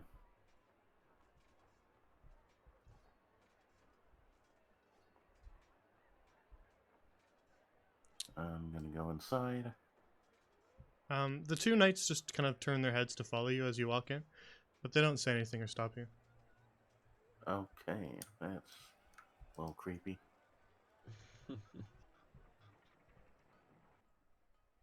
All right. Then let's go inside, shall we? Everybody's going in? Mhm. Yeah. All right, then I'll copy you all. Let's go inside.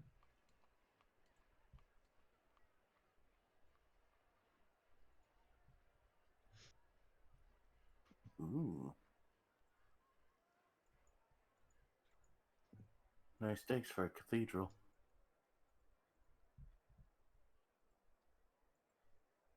All right. You make your way inside the church. It's sort of a very long chamber with a carpet down the center of it.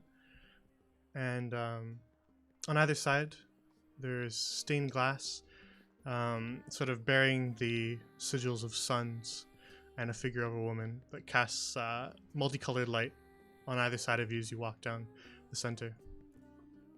Pews on either side.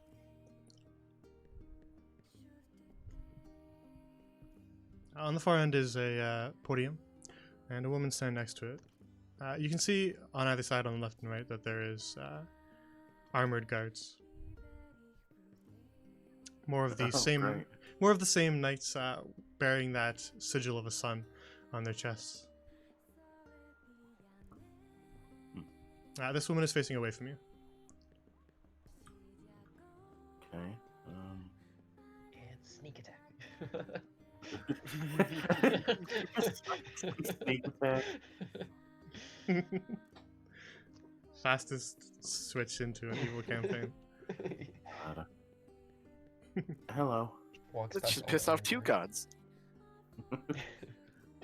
gods. After you speak, she just sort of pauses for a moment and then turns to face you.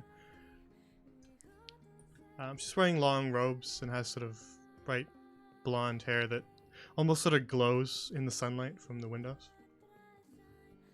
And she says, is there something that I can help you with today?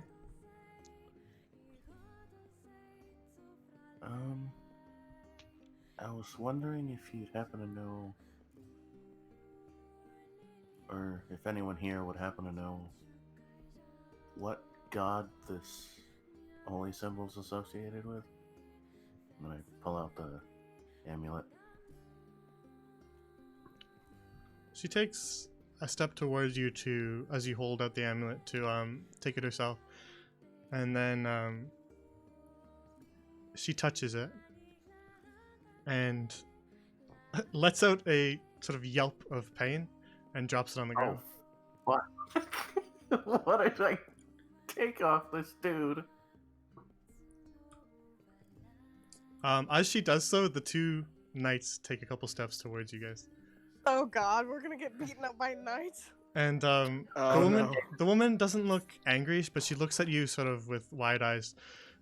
What did you just give me? I don't know. That's what I'm here to find out. We got it off the cultists in the Wildwoods. Oh, yeah, we got it over cultists. Great way to start a sentence. Yeah, Probably should have I started. was with the trying to fucking- sell it earlier, but She's sort of Uh. nursing your hand as she listens to you talk. Cultists, and it's a holy symbol, you say?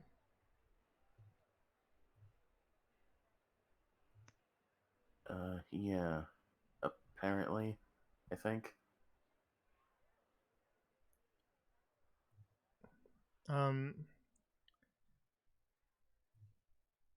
She looks towards you and says,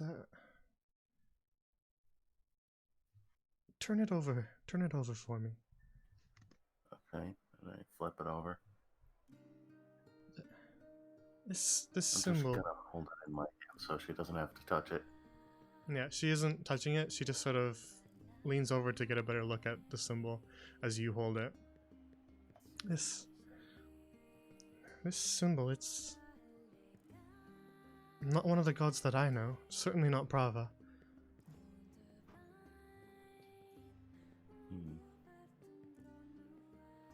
This whole artifact, it radiates something unholy. Oh, That's fun. that's great.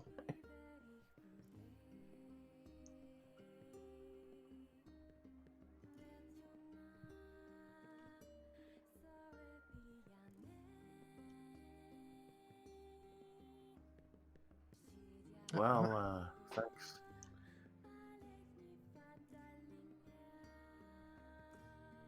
She just sort of is giving you a worried look. The knights on either side have seemed to have relaxed slightly from small prompting on her part. Should I destroy it or get rid of it or something?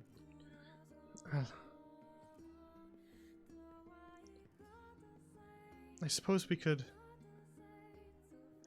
attempt to destroy it,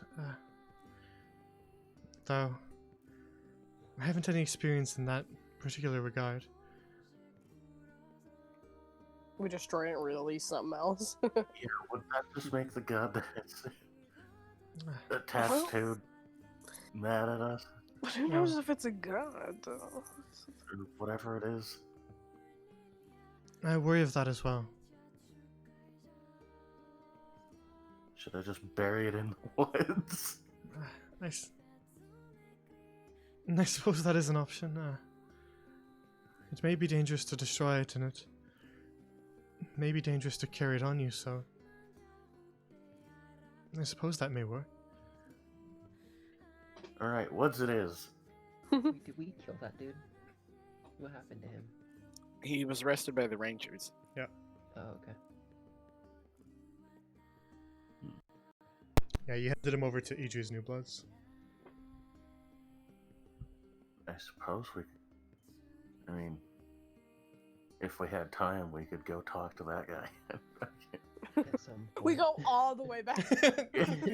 Major detour. Alright, we're leaving the big city.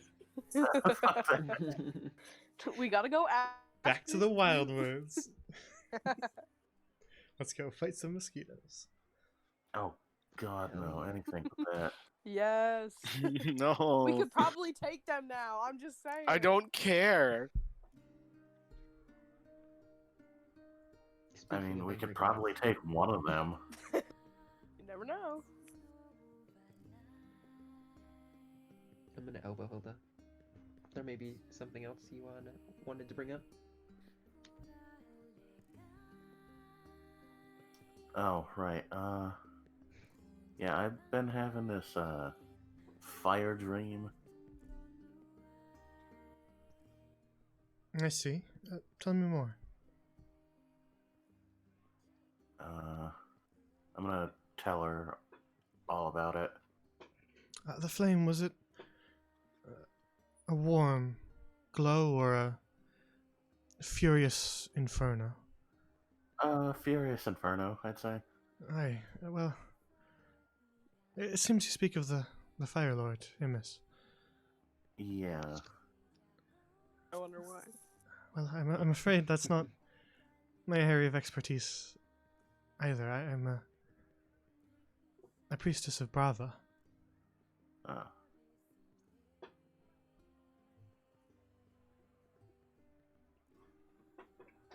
Well, alright then. Did you happen to know where we could find a priest of Isthmus? In Talus, I don't know of any priests of Immis, though. Well, there's certainly no church, but I suppose it's always possible there's one wandering around. Would I have any like helpful knowledge on this from living in Alzahar? Yeah, all three of you know who Immis is. Well, Yeah. I mean, like pleasing him and stuff, sacrifices, whatever. Koji, you'd probably know the most. With your Nanhari blood. It is sort of their god for most intents and purposes. So you know that Immis likes the bold and the passionate, and dislikes calculating and coldness. Hey, that's just like me. And yet here we are.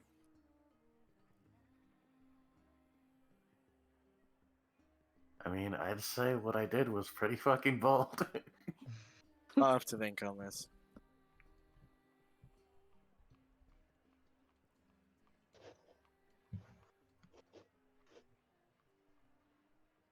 Okay. Was that all you needed?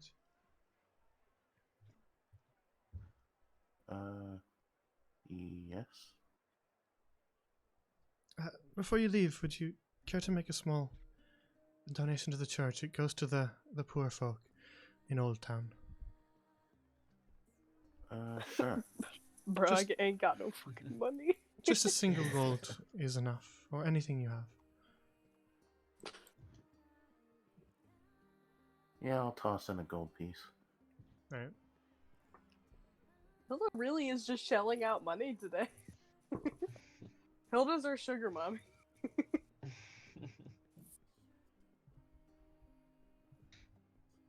I'm feeling generous. What can I say?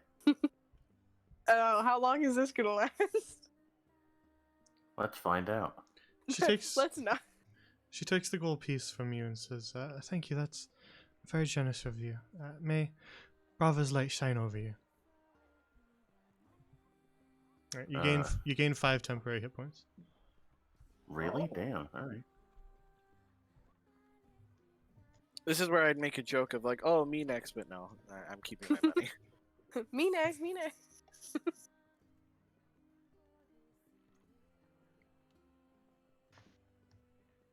Well, thank you for your time.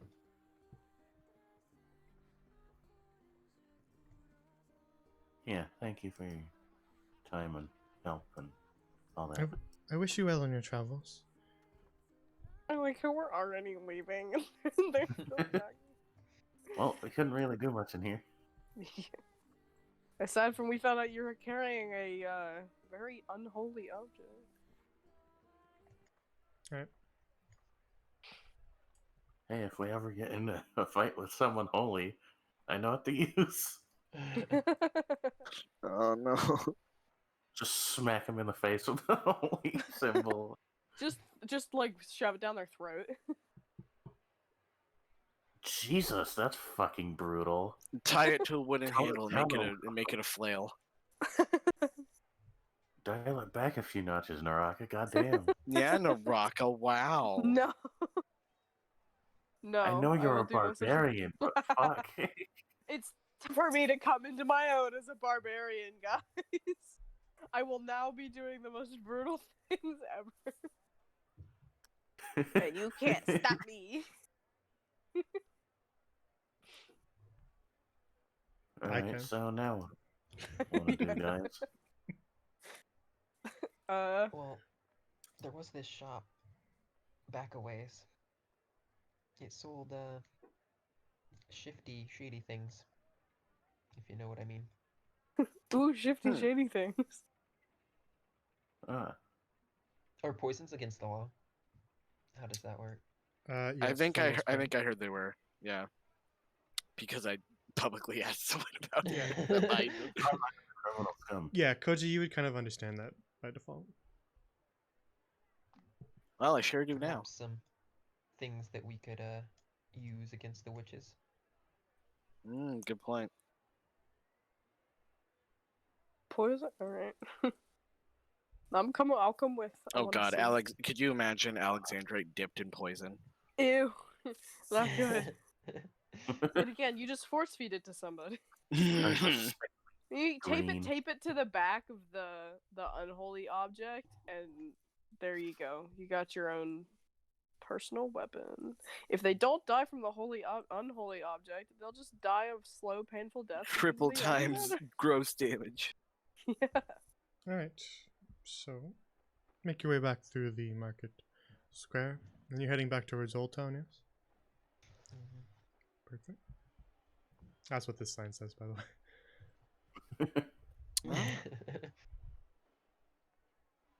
Alright. Then you walk down sort of to the progressively more and more oh, this guy's not there anymore. Decrepit. Yeah, decrepit side of town. The buildings are older and more rundown in this side of town. Everything just feels a little darker in general. You know what? As we get closer, I'm gonna walk a respectable distance from Flimp in case that guard's still here. Yeah, speaking of which, I would definitely like to be on guard for the guard that I I cannot click on my. Oh wait, nope. Yeah, you guys Completely, dragged yourself yeah. off the screen, so I'm finding No. I'm finding the No. single pixel where you still I exist. escaped. I got it. I got out. I was trying to I find got the it. when you guys do that, if as long as you're like right up against the edge, is there's like a single pixel where you can grab yourself. So I was I trying worked to hard, find that. and I got it. All right, you make your way back to sort of the more open square, Old Town Square. That's why I always keep myself on screen. Somebody just got smited by Nightbot. Spam. Rip. Sad. I'm just gonna cast invisibility on myself. Okay.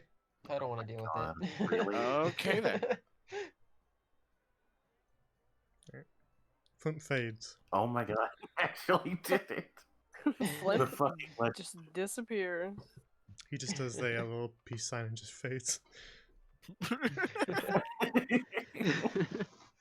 love it. I can actually see that. Or can't, rather. All right. Well, there's 3 of you now in the streets of Old Town. Flint did not tell you which shop it was, but I'm gonna knock loudly on this door. you do hear a knocking over on that door. I wonder what that Alright, was. guess we're going to this. And then I'll move out of the way. Where are you guys going? I mean, I heard knocking. I guess Yeah. it's the man. If you say so. Flimp, you can message us, you know. Did you Flint says respond? nothing to us. You hear God. from inside the building. Yes, come in, dearie.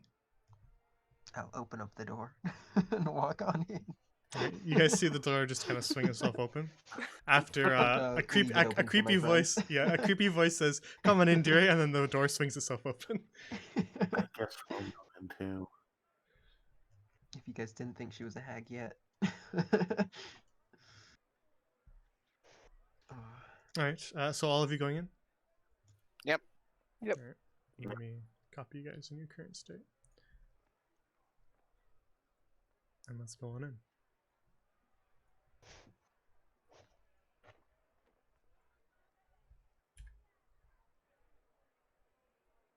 Oh God, giant goblin.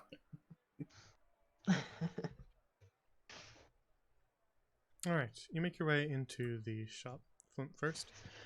And Flimp, as you walk in, the woman behind the counter says, "Welcome back, dearie." How'd she know? Do you like my prank? Prank, eh?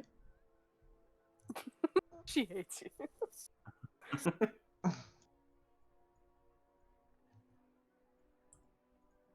Now then, were you here for Uh, business?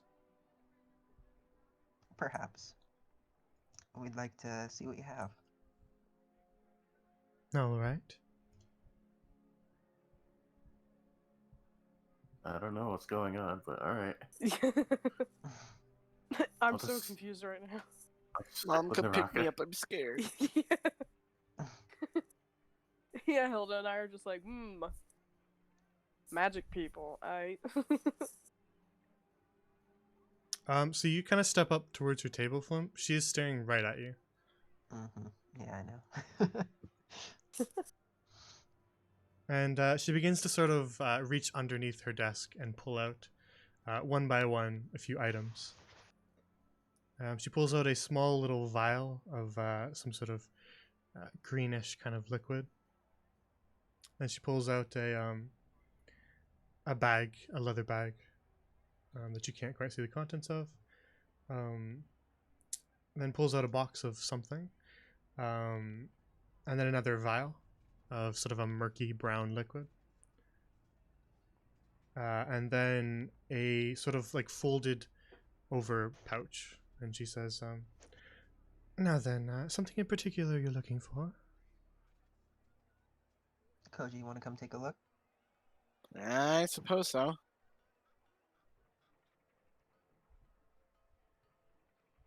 Koji, It's gonna be. with your background, you recognize some of them. Oh. Amongst her selection, she has thieves' tools and disguise kits would be the ones that you would recognize. Ah, I see.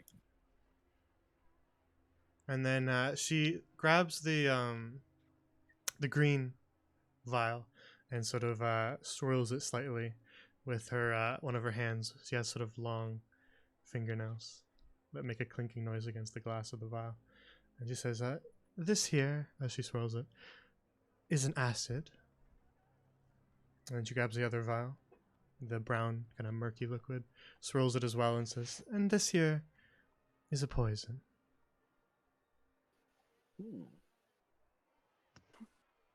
Hilda, I think they're buying poison. And then Ooh, poison, you say? there's a No, Hilda.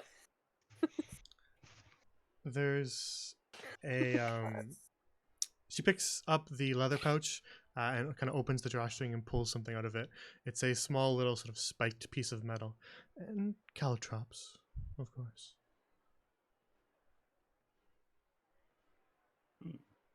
Does anyone want to Okay. explain for the class who doesn't know what that is? Well, They're I'm sorry, little you're a spikes you throw- dweeb, Naraka. They're little spikes you throw on the ground. Huh. Cool. Think of like stepping on a Lego, but worse. Yes, Yeah. it's basically you throw down Lego on the ground to make people hurt themselves. Except they make your feet Ah. bleed. That's Lego No, too. Lego does that. Yeah, I was don't gonna say, have same feet. thing.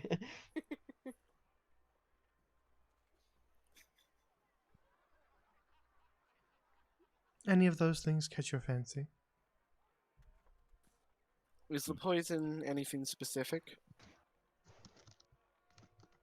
Your basic poison. How much? The poison I can let go for 60 gold. 60. My God. God damn. Okay, you're out of money. I'm gonna let you I have a two. little bit if I you know need it. exactly how you're talking. How much you got, Koja? I've got 47, and I'm really hesitant to part with it. Uh,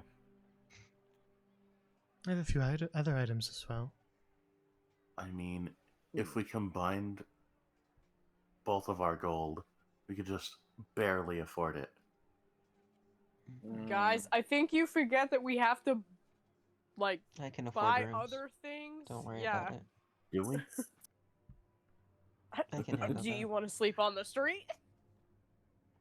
I mean, maybe. Maybe you can sleep in the wizard tower. We're like, hey, bro, slumber party! I've had worse accommodations. I've slept on a fucking ship. Mm,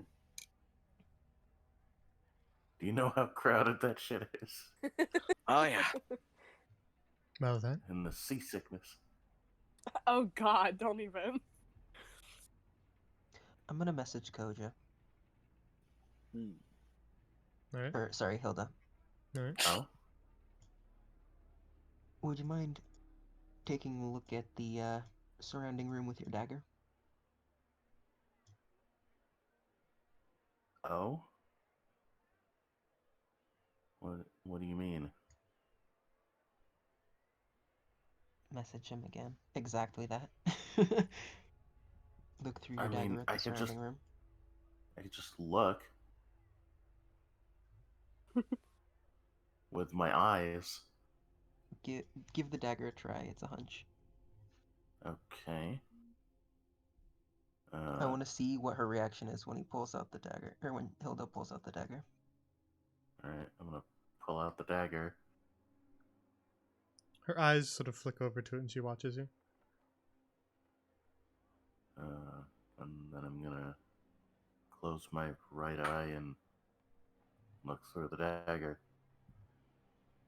Alright. You gaze around at the room. Nothing seems out of place in particular. It's just sort of a dimly lit Did it room. look like? Did it look like she recognized it? No, she looked interested in it, but not like a specific Okay. expression of recognition. But as you look around at the room, she says to you, "What an interesting little dagger you have." Oh, thanks. Wherever did you find that?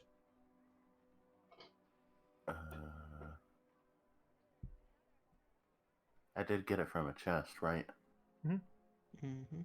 I got it from a chest. Well, of course, but Well, technically, Naraka found Where? it. Well, it was obtained from a chest. Wow. was from but- Came from she me. sells potions. She sells poisons. I see. So we're going to dance around the answer then. Did she ask another question? I didn't hear it. Of course, you found it in a chest. I want to know where.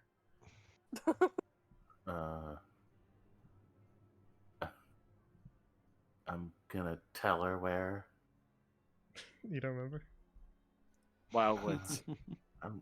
It Yeah. was Goblin Village in Sister Chlichak's hut. Okay, yeah.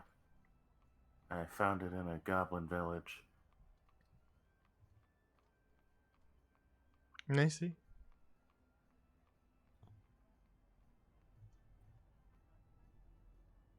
And goblins meddle with such magics? Do you? I don't know. I just thought it was neat. So. Y'all are being like. You guys can just continue. You're having your conversation. I'm just gonna sit here. I just thought it was neat, so I took it. Of course. I digress. Is there anything Why from are you asking? the curiosity of a shopkeep, of course? Hmm. Is she lying? Yeah, can I tell if Giving there's up any the like reasons ulterior then. motive? Can insight She's checker? a shopkeeper. Right. Yeah. Whenever you I guys have want, I you can have insight plus check. 5. I'm gonna insight. I think that's the Okay, you do highest. it. Sure, we'll I look also into have advantage on insight. Well, I got a 23. Okay.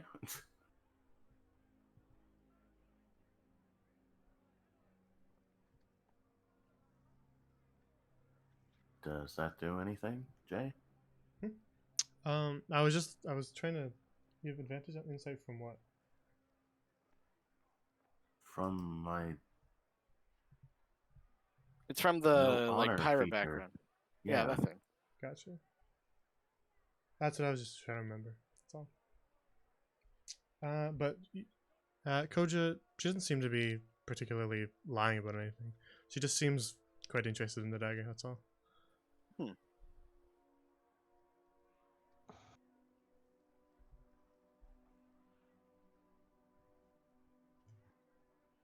Of course, I would be willing to buy it off of you, but if you aren't willing to part with it, then does anything else in my store catch your interest? I do have a few other items as well. Well, Like what? how much would you be willing to buy it for? Well, I'd have to take a closer look at it, of course. Hmm. I'm gonna hand it over to her.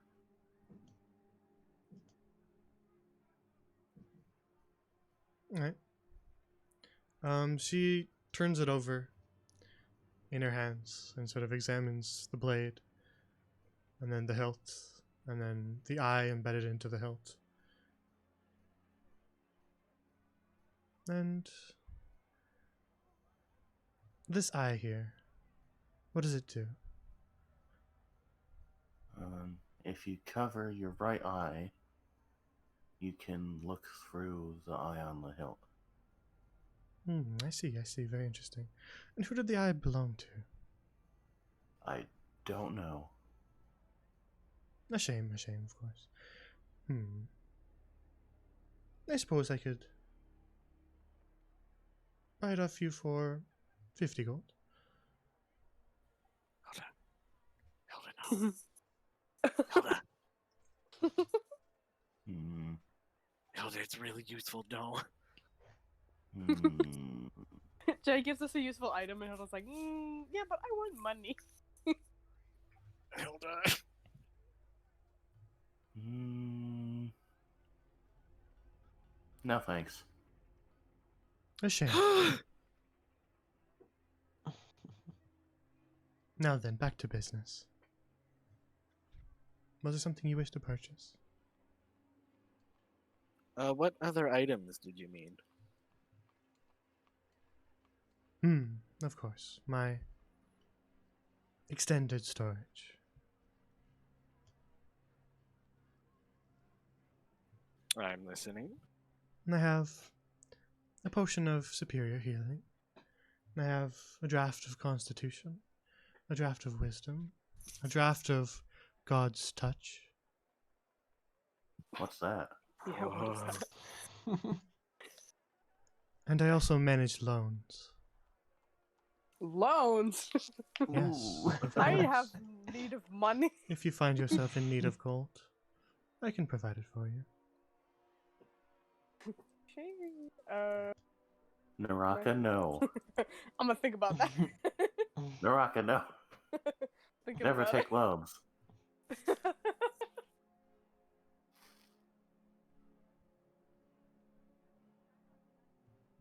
What's the god thing? Draft of God's touch. Yeah. Well, I never drank it myself. But you know, they do say that it helps bring one in touch with the god of their desire. Oh my Oh, fuck. god, I need fucking that. damn it. Damn it, I need that. Of course she has it. She has How it. much is that? What's that? How much is the draft of God's touch? I don't sell these items for gold. Oh, Oh. no. She's Oh, gonna want the goodness. dagger. The dagger? No. I sell these Oh. items for It's much worse. a pittance, really. It shouldn't be much of a big deal for you at all. All I require is one of two options. A lock of your hair, or a vial of your blood. Hey, no. Hey, guys. I have experience in this. no. Maybe don't. Hey, what Oh, does Hilda have no. to lose? Hilda's gave away blood. What does Hilda have to lose? I mean, it's probably this or burning to death, like tomorrow, maybe. So Yeah, but who Hilda knows what the spontaneously fuck she combusted, wants we're with my like, hair. dang. I don't think it could be worse than spontaneous holy combustion. It could be. Yeah, you never know. Yeah, but like in one instance you'd be dead, and like that's sad, and we don't want you to be dead. Damn it. Could Yeah, I anyone else inquire? wanna- Could I inquire what you could need those for? Personal purposes. Fuck that.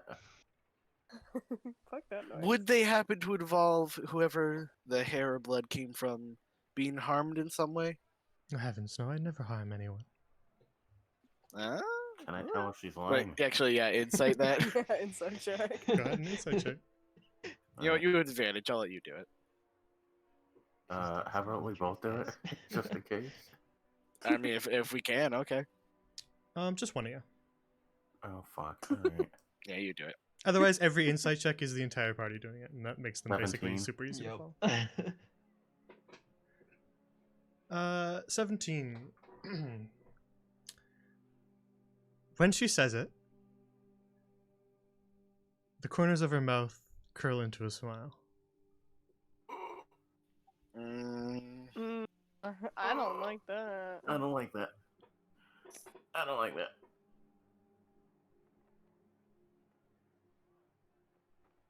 Well then, Does it have to be?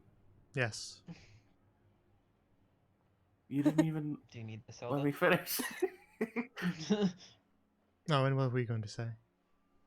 Does it have to be the person who wants its hair? Yes. Dang, were you gonna make one of us do it? For you? No, I was gonna go out and I was gonna do it. cut someone's hair and Yeah, give it no. to her. Jesus. Does the potion still work if it's not? Like if, let's say I want it, but Hilda ends up using it, would that work? What you do with the draft is none of my business. Will it still work? Well, I don't know if it works at all. Again, I've never drank it myself. If it doesn't work, can I get a refund? No. My blood back. Just I'm tap. not gonna Now, give her Hilda. my blood. That's the Now, last Hilda, thing. may I remind you, Imus very much favors the bold. This doesn't sound very bold. Kojo, why? Don't fucking peer pressure me, you little. I'm just saying. I just walk up and I give her some of my hair. No. No. I- No. I'm gonna No, stop hey. fun. I'm doing it. I'm gonna God, Flip. can I try to stop You guys are. him? I'm invisible. You guys Oh can't God! see me. Wait, no, I know where he is. He is invisible, but her gaze follows him. Yeah. Oh shit, okay, can I try Flam. to, You guys try know to what stop I'm doing, him? Like, grab at him or something? You can attempt to, but you'll have disadvantage. Hilda, I'm Okay, just I'm gonna saying. try. I'm just saying, Hilda, taking this deal to get into contact with Imus would be very bold. Yeah, you I'm can just gonna literally take a put deep your- breath. Okay, anyway, what do I have to roll to try to grab? You can also just And- talk to him. You know that he's in the room. Flip? I swear to God. You know he's doing something because he's watching him move around. But what exactly Flip? he's doing, you don't know. Flip, if you do something stupid, I'm gonna smack you. In a I death just way. don't say anything. Oh my God. Okay, now I want to try to stop him because he didn't answer me. I'm just gonna part a portion of my hair and cut it Oh with the my God. dagger. Can I just grab Flip, please? I want to just throttle the man.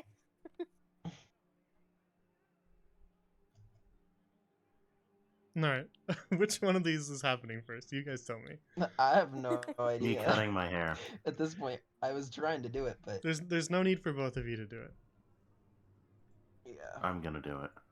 I mean, you both can do it if you want for different items, but if you're just making one deal with her, you don't need to. Oh, what were the other items again?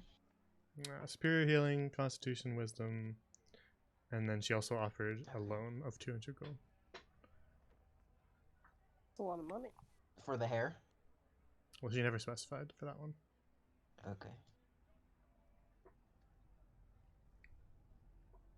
But yeah, I'm gonna hand her the hair and ask for the draft of God's touch. Right. She sort of delicately takes the hair and curls her hand around it in her palm. And you If see you her, do any, her hand just sort of moves below the table, and then when it reappears, it's not holding the hair anymore. oh God. great. There's just like a jar of hair underneath the table. Very well Uh. then. And your draft of God's touch. She places a bottle. The bottle itself is glass, sort of almost prismatic and oddly shaped. The liquid inside of it is a sort of bubbling, slightly purple color. Ooh. And she slides Nice. the bottle across the table to you, Hilda. Okay. I'm gonna. pick it Pleasure to up do then. business with you. Thank you.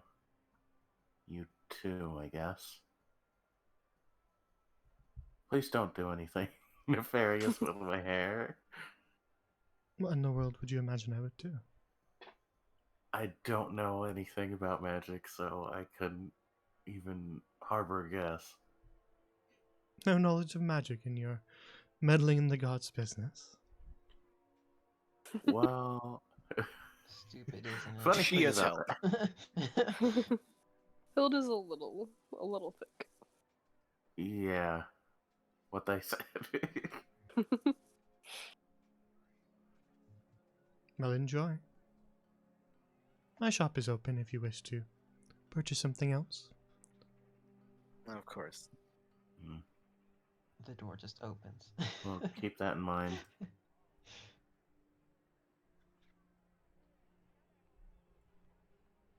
Well, I'm gonna die. I'll die Again. first. I'll beat you to it. If this doesn't work, I'm probably gonna die twice. Imus kills you, revives you, and then kills you again. Alright. Then you make your way out into Old Town.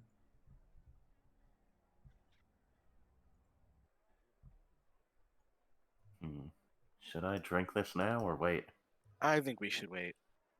I think you should do it now. At the very least, doing it by a fire would be nice and dramatic, you know? I just saw my token just humongous, like on one of these houses, and I was like, "What is that?" Anyway, I think you should definitely drink it now. Well, here's the thing: Imus appears in fire. I don't know how we'd really show up We right gotta now. go find some fire, and then Hilda can drink it. Let's start a fucking fire. Or just like, I'm pretty sure it was a fireplace at the wizard's house. We go to the wizard's house and we're like, "Hey, bro, watch this." And she just drinks it. I mean, there's options, is all I'm saying. Listen, I'm saying I have a tinder box. We can just light a house on fire. That's bold. No. Let's light this house on fire. Heavy. And then, wait, and then the guard shows up and he's like, "Wait a second, there actually was a fire." And it's over here. Heavy air quotes when we say good aligned campaign. Yep. Hey, I haven't done anything. Oh, you haven't done anything wrong ever. Good for you. I mean, I haven't. Yeah, she hasn't. Dang. Wish I could say the same. I Anyway. think just by osmosis of hanging around these guys. Yeah. Yeah. True. You haven't stopped any of us from doing Exactly, anything yeah. wrong. so- Exactly. You're I tried. complacent in the bad things we do. But did you succeed? Well, I mean, we haven't burned the house down yet. Yes. But you still say that. consciously choose to travel with Wait, us. oh, guys, wait, where's Flimp? I'm joking. Yeah. Wait, where did Flim go? He's always been invisible. There's nothing new here. We're just holding I our just wanted arms to out double and check. You would- flailing them. You would searching for notice that flints. Flimp hasn't talked for a while, but that's about it. Good, Alright, he finally I just got wanna it, kept check. his mouth shut. What are you up to, Flimp? Is the so the mirror showed a cellar, right? Mhm. And did it have any light coming in the cellar from like windows or anything? Yes, there was in the cellar there were sort of two windows on the far side that you could just kind of barely make out that were illuminating it, depending on the time of day that you looked at the mirror. So you I can just do a wanna check quick. around this house and yeah, Sure. There are no windows at all on okay, any floor. Yeah. cool. Hmm. That's so freaking sketchy though. It is Okay, quite the coincidence. I know.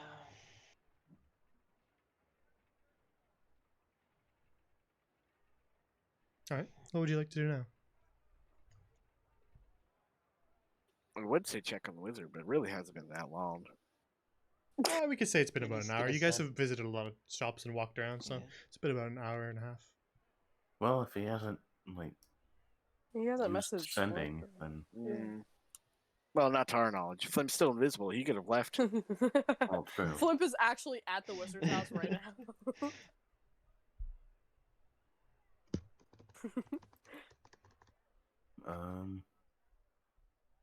I would suggest the wizard's fireplace, but I'm not sure how he'd take. I'm not sure if he'd take very kindly to a fire god He's like, in his house. he's like, "Hey, why is there a fire god in my house, guys? I've decided I'm not gonna help you." Oh, I mean, I don't you know. He asked. seemed pretty nice. I think he'd be all right with it if I asked for permission first. Possibly. Hey, dude, I mean, we could. can I We could always ask him. can I call up a So god? are we in your going house? back to the wizards? Yeah, why not? All right. He's like trying to work, and we're like, "Hey, can you give us a second while we like summon a god in your fireplace?" All right. So heading back to Weaver's Way, I can skip you right there if you don't want to do anything in the market. Yeah. Okay. Yeah. All right. Warp zone. Fast travel. You work your way through the market square, pushing through the bustling crowds and back to Weaver's Way. And as you're traveling down the street towards the Wizard's Tower, you get about Okay. halfway down the road, and then you hear a loud bang from the Wizard's Okay. Tower. The Oh, wizard's fuck. dead, guys.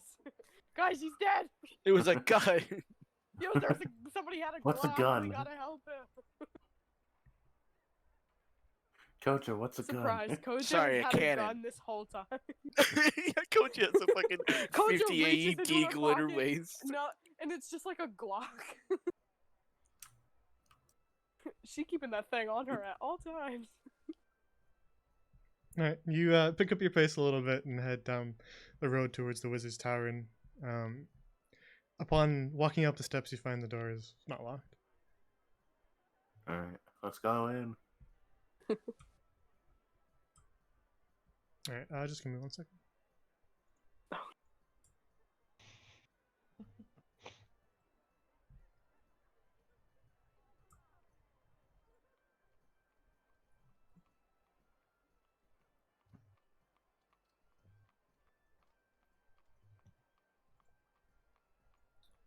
Alright, just dragging you guys back to the door. There we go. Alright. You make your way into the wizard's study. Oh God, what is Oh. he doing? Uh-huh. Hey, I helped him move that. What was that bane? Your eyes are immediately drawn to the right side of the room near the fireplace, where there are licks of flame working their way up from that cauldron that you helped him move over there, Naraka. Hey guys, I helped that. And Hey, it's that thing we were gonna do. Fenton himself is just sort of seated as if he'd kind of fallen over backwards onto his butt. And his eyebrows and the tips of his beard look a little bit singed. But he looks back over to you lot and says, "Oh, welcome back." As this fire just continues. Out of You need character. Hey Fenton, what you got there? A smoothie. You need some help over there?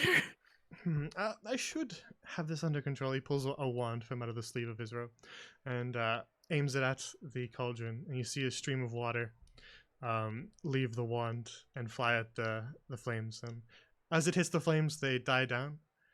And you see it sort of, the flames disappear into the cauldron. And then he goes, just the trick. That worked perfectly. And then he stops the stream and the flames immediately shoot back out of the cauldron. Oh my God, this dude is Merlin. Heavens. Well, that's not quite what I was expecting to happen. Oh dear. It's a grease Literal fire, and Merlin. putting water on it makes it worse. Should we try it again? Uh, I'm Raises not his sure wand. it's gonna help. Well, if you have any other solutions, I'm open to hearing them. All I've got is prestidigitation. I think that's a little too big. I pull out a little bag of sand and I try and put it out with sand. Right, that reduces the fire's size, but does not completely put it out. It's now not as dangerous. It's still sort of like licking out of this cauldron, and still feels quite hot, kind of like an open flame, but is not in danger of hitting the carpet, floorboards, or walls at all. Oh, hey, I've got oil. That'll fix it. you just carry around pocket No. sand, Flint. Pocket Of course. sand. Well, the I sun actually seemed have a to jar of sand. work at least a little bit better than the water. I'll have to keep that in mind. Now then, have fun on Weaver's Way. He looks over at you guys, asking you. Uh, He's kicking us. Yeah, we did. Yeah. Good. Speaking of which, Yes, do you know Justina? Justina. I don't believe I know any Justinas. Well, that's not good. Have you happened to have heard of Draft of God's Touch before? A draft of God's touch. He runs his hands through his beard again. Old stories mostly. They say some sort of strong spirit to get one in touch with one's god. I don't dabble in the divine much myself, so I can't say to have ever tried it. But Well, it might not be a scam then. those Yeah, are the that's what I'm worried stories that I've heard. I wasn't worried about it being a scam. Yeah. Coach. It's more the repercussions of giving hair. I'm just saying. Well, how convenient that there's a fire here. Oh yeah, Fenton. Sorry, Fenton. That probably sounds weird. Would you mind if I used your fire for contacting a god? When you're done with it.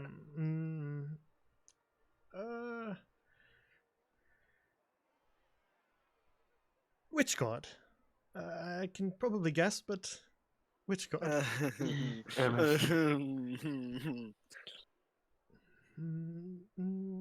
Is it of the utmost urgency at the moment?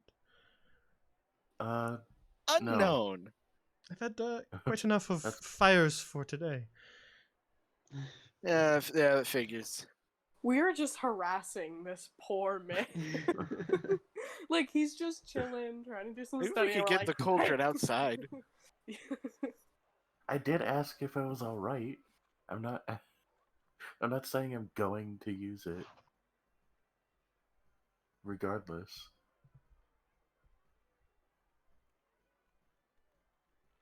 Actually, how big is that cauldron? You definitely need two hands to carry it, and it was quite heavy. It needed Naraka to carry it, but Naraka was able to with both hands. Okay, guys, I guess I'll carry the flaming cauldron. I do have. I mean, we might have to put it out first, but I do have a flask of oil. We could take it outside and use that. And meanwhile, if it's like his cooking pot or something, we're seasoning it as well. Well, I don't know. I mean, it's what I don't know what's happening here. It looks like a Flimp magic threw pot. sand into it.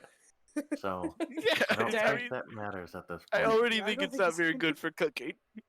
I don't think he's gonna be eating out of that anytime. What were you attempting with that thing anyway?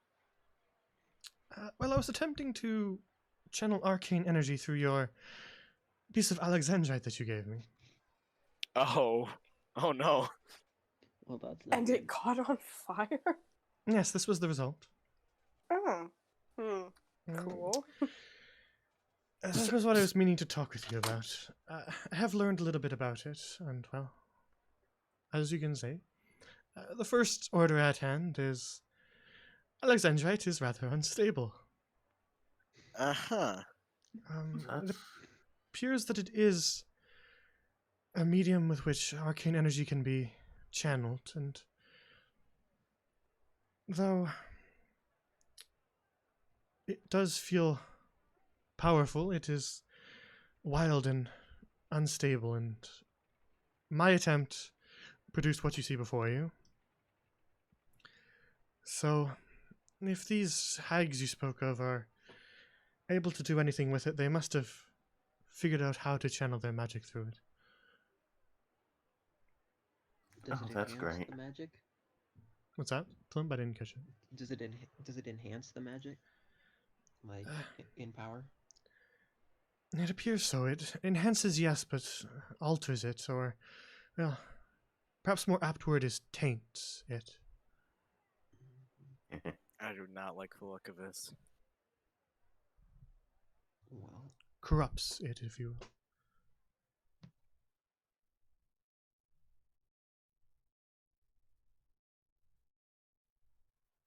well, we're gonna have to fight them either way. Yeah. and I know one way that we can find it, but it's gonna be long and it's gonna suck, and it's gonna cost us a lot of money. Oh, money, you say? Oh? That's the thing that we don't really have a lot of? Or I don't, Wait. at least. I'm You aren't aware. suggesting a scroll of some kind, are you? Oh my god. No, well, once I get the scroll, I can, I think, transcribe it into my spell book, and I'd be able to use it more frequently, but it would require some trial and error. I see. Well, I know a way to get money, but I don't know if Yeah. we should do. Oh, we need to make sure you don't burst into flames first. Yeah.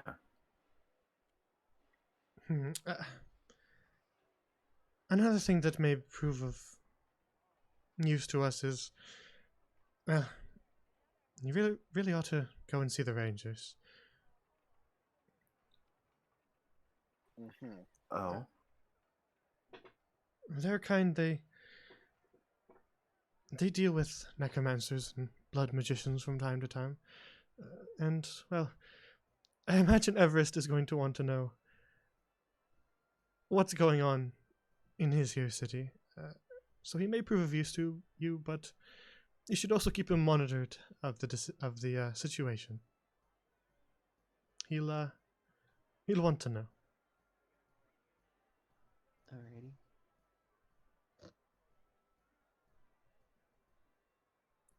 The headquarters for Mr. Loneridge's division of the Rangers is in the Justice District in this city. Well, we did meet those rangers when we were coming into the city, right? Mhm. And we met rangers down in the Wildwoods too. Well, I didn't, but you guys did.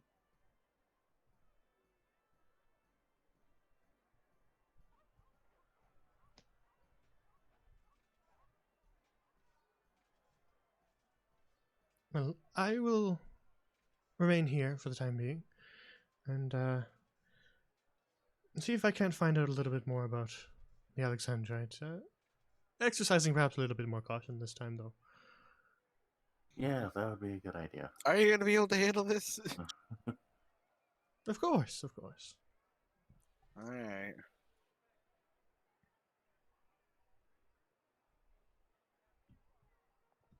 So should we do the MS thing first, guys? I'd like to. Yeah. We wait, and then he'll just I can make spontaneously it combust. outside. Yeah, I guess we could just do that. Something like a cauldron to, stop it from spreading would be nice. You mean Hmm. All in favor of the MS thing? I'm good to go on it. yeah, same here. All right. Yeah, do whatever. If you need help, I'll Okay. help you.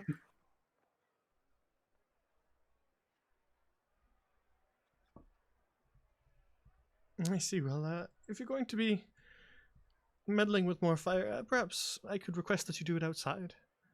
Oh, of course. Oh, Will certainly. do. All right. Well, I wish you luck with that. I'll continue my studies inside. Thank you. Guess I'll go outside then.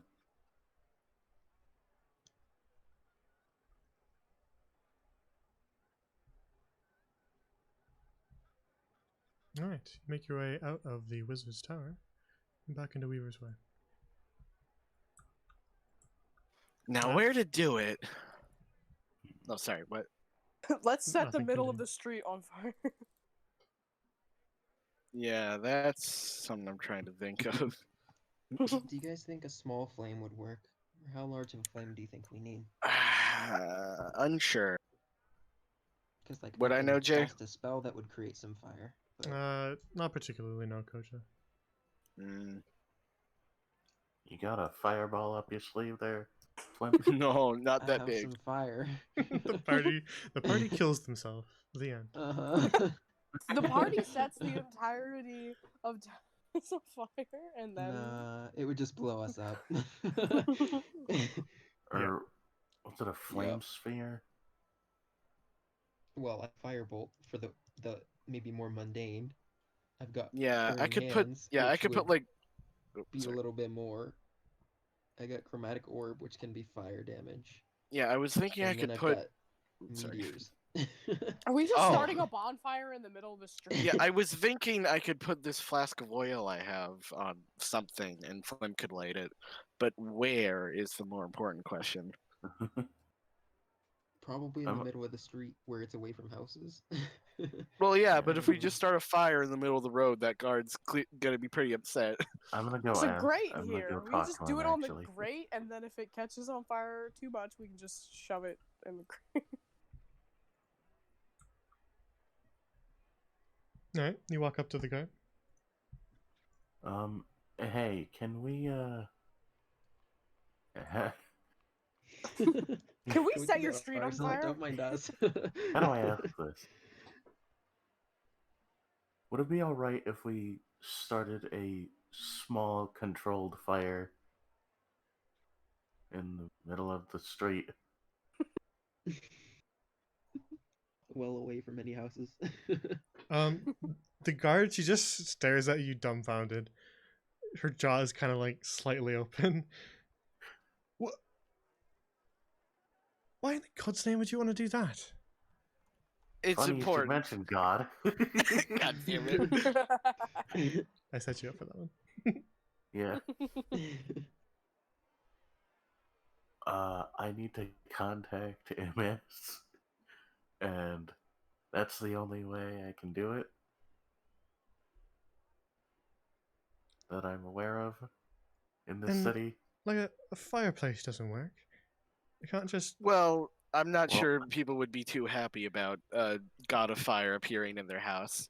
Yeah, it would probably be a better idea to do it outside. Yes, of course. God of Fire appearing, of course. How silly of me to not expect that outcome. Okay, let's do this right here. Just because I want to see Set the this guard's guard on reaction.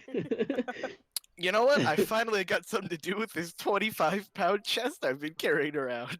You're gonna set the Yes. chest on fire. Fuck yeah, I am. Wait, what? Through a chest, covered doing in it oil, right and here. light it up. Exactly. I'm just putting the chest down. All right. Oh I god. like how you've just had the chest. I know. I don't even know how I'm carrying it. You place down your large wooden chest that you've been lugging around with you all this way, and you feel very, very, very much lighter after you put it down. Coach I got mean- like really buff. All of a sudden, gonna- that ache in your back goes away. I'm gonna look back in the garden. But are we gonna get in trouble if we do this though? Summon a god of fire. Yeah, if you summon a god of fire in the middle of the street, then yes, I suppose you will get in trouble. Yes. Aw, damn. Dang, well that's the one thing we're good at. Light Just that do bitch it. up. What if we do it off to the side? Closer to a house. I'm sorry. Wait. If you go off to the side, then yes, go ahead, summon the god of fire, of course. Alright, cool, thanks. Well, we need to do it somewhere. I mean, Well, of course, one must always summon the god of fire somewhere. She's still very Can we please just- do this? just I'm just dripping, gonna- it's a dripping custom with sarcasm as she talks to you. Alright then, where would you suggest we do it? Well, I don't know. Why don't you go on a very long walk to the south and just keep going? There'll be big tall walls. You just keep going right past those, right through the tunnel, and just keep on walking for about an hour or so. Then you can do whatever you want. I say we do it here because this guard's giving us lip. Yeah, I'm so I down don't to want do it to get right here. arrested I though. don't even care about repercussions. Oh, Like- getting arrested? Oh, You- fine, whatever. You know what? If It the would chest be is on the ground, bold. I'm gonna light this up. It would be No, bold. not yet, not yet, not yet. I gotta get. I'm taking the oil out. I'm popping the top off it. Okay. I'm gonna take a doing step it. back. All right. Hold the drink up. Describe what you do then. Okay, I'm gonna empty the flask into the chest, and then step back. I'm gonna light it up. Oh my god. You're not putting her to sleep first? Oh, that is a good idea. Well, only if she tries to attack us or something. I don't know. I want her to see this. It'd be pretty funny. She just kind of lets out an exasperated sigh as you light up a chest in the middle of the street. You are on like cobblestone, so it's and dirt, so it's not like immediately burning everything down. Mhm. But she just kind of lets out a long sigh and goes,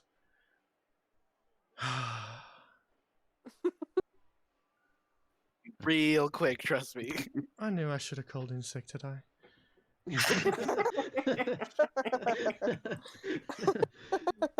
All right, Hilda, what are you doing? At a safe distance, I'm gonna kneel down next to it respectfully.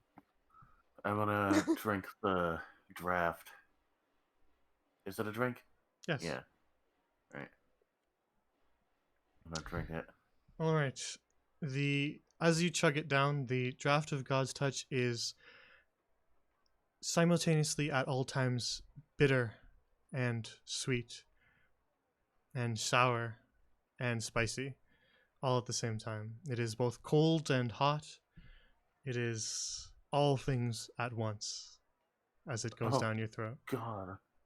Hilda dies. Sensory Is it overload. nauseating, too? Hilda throws it back up. It is nauseating and disgusting, and it is also the best thing you've ever drank. It is Oh my sobering and inebriating all at the same time. And in your Potion confusion of as shit in your to pants. how that could possibly work, you finish drinking the draft. And as you do, Oh, you God. feel your body sort of seize up. And your eyes are drawn to the the flame that you started before you. Oh, And fuck. everybody else, you see Hilda drink and then sort of shudder slightly, and then turn her head towards the fire and just begin to stare into it. So everybody else, that's what you see. Hilda, as you gaze into the fire, you see dancing flame, and then you begin to feel the heat more and more intensely, despite not walking any closer to it, as if the flame is growing larger and larger, even though it isn't. And the flame holds your gaze. It is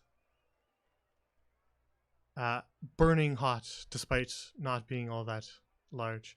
And you come to realize that you have stopped blinking, and you are just staring into it. Guys, I'm fucking scared. You are unable to speak. That was out of character. I understand. Hilda says in character, Mick fucking, and we're like, what? I understand, but regardless, you are unable to speak. And as you fixate on the fire, the flames dance and lick at the chest, and then you see a small black speck in the flames. And it begins to grow larger and larger, and then you realize that it is a figure. And you can see the shape of something humanoid. And then Hilda's entire body goes limp, and she passes out on the ground. And we will get to what happens next session. Oh, damn it. There's 3 minutes left. Come on, you can't do it. I don't have any of that stuff ready. Fine. Just like, sorry, I don't have a token for Embo. Sorry. Sorry, guys. I fucking ended the session early. It was 3 minutes. 4 minutes early. 3 minutes. Yeah. Yeah. 14. All right. That is where we'll end the session for today. It's pretty great.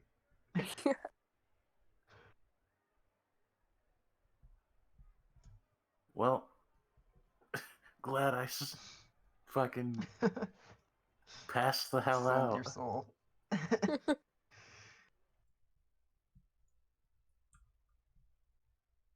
All right, that was fun.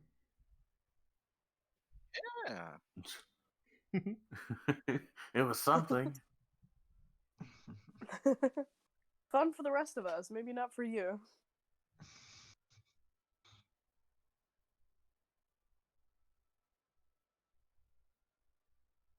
Alrighty then. Potion of astral project.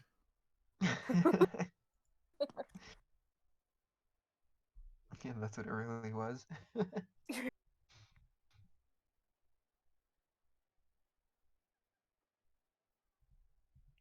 We will not. Oh man, it's gonna be an extra week, huh? That sucks. Mhm. Wait, what? Because we're not. We're missing Flint next week, so Are you fucking kidding me? Goddamn. Man. we covered that at the beginning, but It's a good cliffhanger.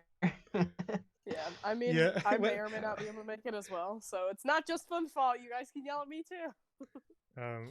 at the beginning when you said that you were gonna miss, I was like, oh man, I wonder what cliffhanger they'll end on. Yeah. And this is pretty brutal. Yeah. Many a cliffhanger, yes. So many options. Oh well, at least I got these neat goggles. Yo, Friday Night Funkin's back up. I might play it now, actually. All right. Well, I'll do my little ending spiel so that we can wrap up whenever we want. So tomorrow,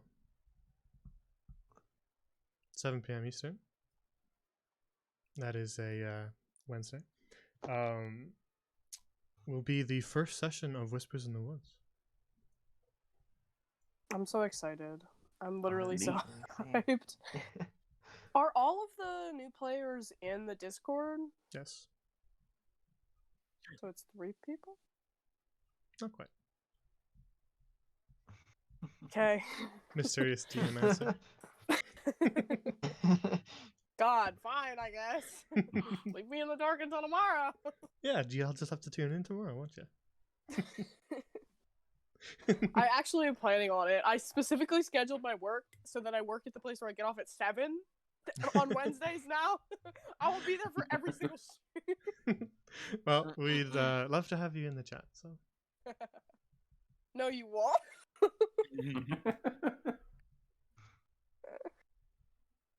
Oh, it is 4. Huh? Oh, never mind. I think Croak. yeah. Oh.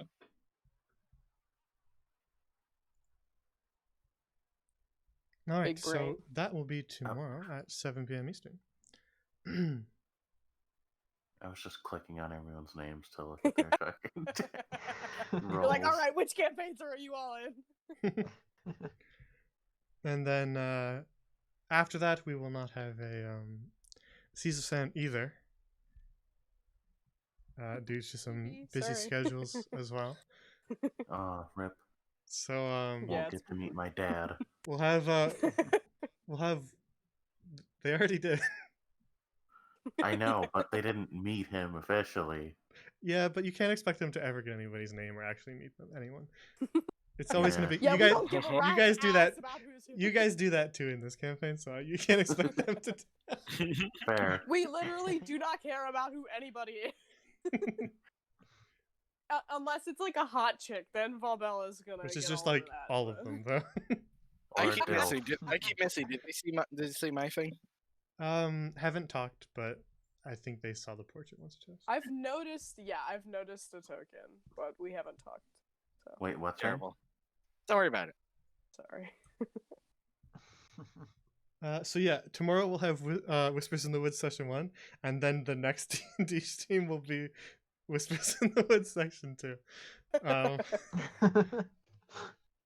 So yeah, on Friday and then maybe on Sunday, depending on how I'm feeling, and then maybe on Tuesday as well, we'll do some casual stuff. You guys are welcome to stop in on any of those streams if you're available. It doesn't necessarily need to be your night to still stop in and talk like on mic if you want. Don't feel like just because it's Seas of Sand night doesn't mean that you necessarily can't talk on mic. We'll probably just be in general for those nights, but yeah, you're welcome to stop by. There'll be casual streams. Haven't quite If you guys determined play what we're Among doing. Us without us, I swear to God. We're playing specifically Among Us on Friday. Wait, we are? No. No, that's a joke. God damn it. Just to I make would her die. mad. I think I would be dead. Oh, Uh, actually, Sour yeah, might kill of you. course we are. I still am in very big support of the we need to play Among Us. Me too. I think it would be really fun. But like that offers the question, like if somebody has 2 characters, if they're in 2 campaigns, which character do they play as? They just have to alternate every round. Every round you have to leave and then come back as a different name. Ridiculous. But yeah, so tune in tomorrow for Whispers in the Woods session 1. Should be interesting. Lots of brand new stuff that nobody has seen before being introduced in that campaign. So Ooh. I think you will find it is very interesting. Watching it solely to get new information sounds because exciting. I care about information now. I'm like, lore, give me lore. I can It's remember it. But there's a it's few interesting. things that I basically teased like a long time ago, back when there was only 2 groups. So you guys like have no idea what I'm talking about. But Ugh, jeez. so this Now will I be gotta go watch those. We'll find don't out I? soon. no, I didn't even tease it on stream. I teased it to them like before I even started streaming. Oh my god. So like it'll be fresh new stuff for you guys, Classic. which will be cool. It will introduce lots of new things and we'll have a good time. This new group seems like a lot of fun, so tune in tomorrow. And then yeah, Friday we'll do something probably around 7. But if anything changes, then I'll update on the Discord and on my Twitter. So check those out if you want. Other than that, have a good night. I have to Good night. Bye, chat. Hi, chat. spend a long Good night, time chat. making their overlay. Oh, you're gonna spend a lot of time on their overlay, but not on.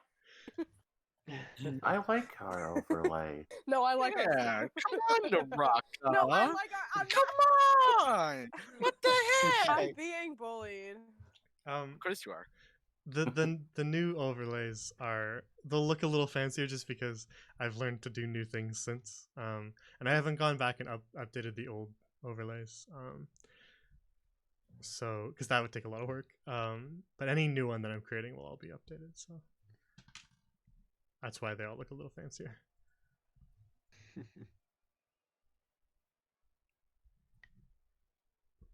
And honestly, Whispers in the Woods one might be the most fancy so far. Of course. It just looks really nice. I'm really happy with how it turned out. But I like the Seas of Yeah, Sand one too. Campaigns only get better. The Seas of Sand one is really nice. Yeah, Seas of Sand one is not bad by any means. This one just kind of clicked really well and looks really nice. I just like to chat. What? Taint, you say? Yeah. That's exactly what I was fucking thinking. I knew when I said it that would happen. You say any word that has any odd correlation, and immediately chat's just like, "Hey, I know this word." Is that why you changed it to corrupted? I just added that just for some more flavor. No flavor, we see. I do love me some flavor. I'm playing Friday Night Funkin' right now, and I'm about to. I suck at this. Oh my god. I'm so bad at It's rhythm loading really games. slow for me. Ha, Yeah, I me can be. too. Wait, I was about to say I can beat that one hard song on hard, but I remembered that the title's probably not appropriate. Which one is it? Is You it know the one. Are we still live? Yes.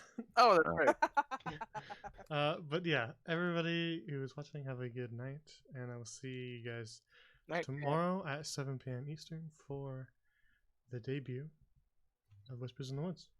It'll be a lot of fun. Good night, chat. Pray for Hilda. Yeah, that's what you guys can spend your week off doing. We're starting a Kickstarter to support Hilda after death for her funeral. All right. Hilda's revive. Yeah, you gotta fund the revivification. We gotta Yep. pay a bard who knows Ray's dead. Well, if I die, I have like 6 other fucking character ideas. All right. With that, have a good night, everybody. Take care.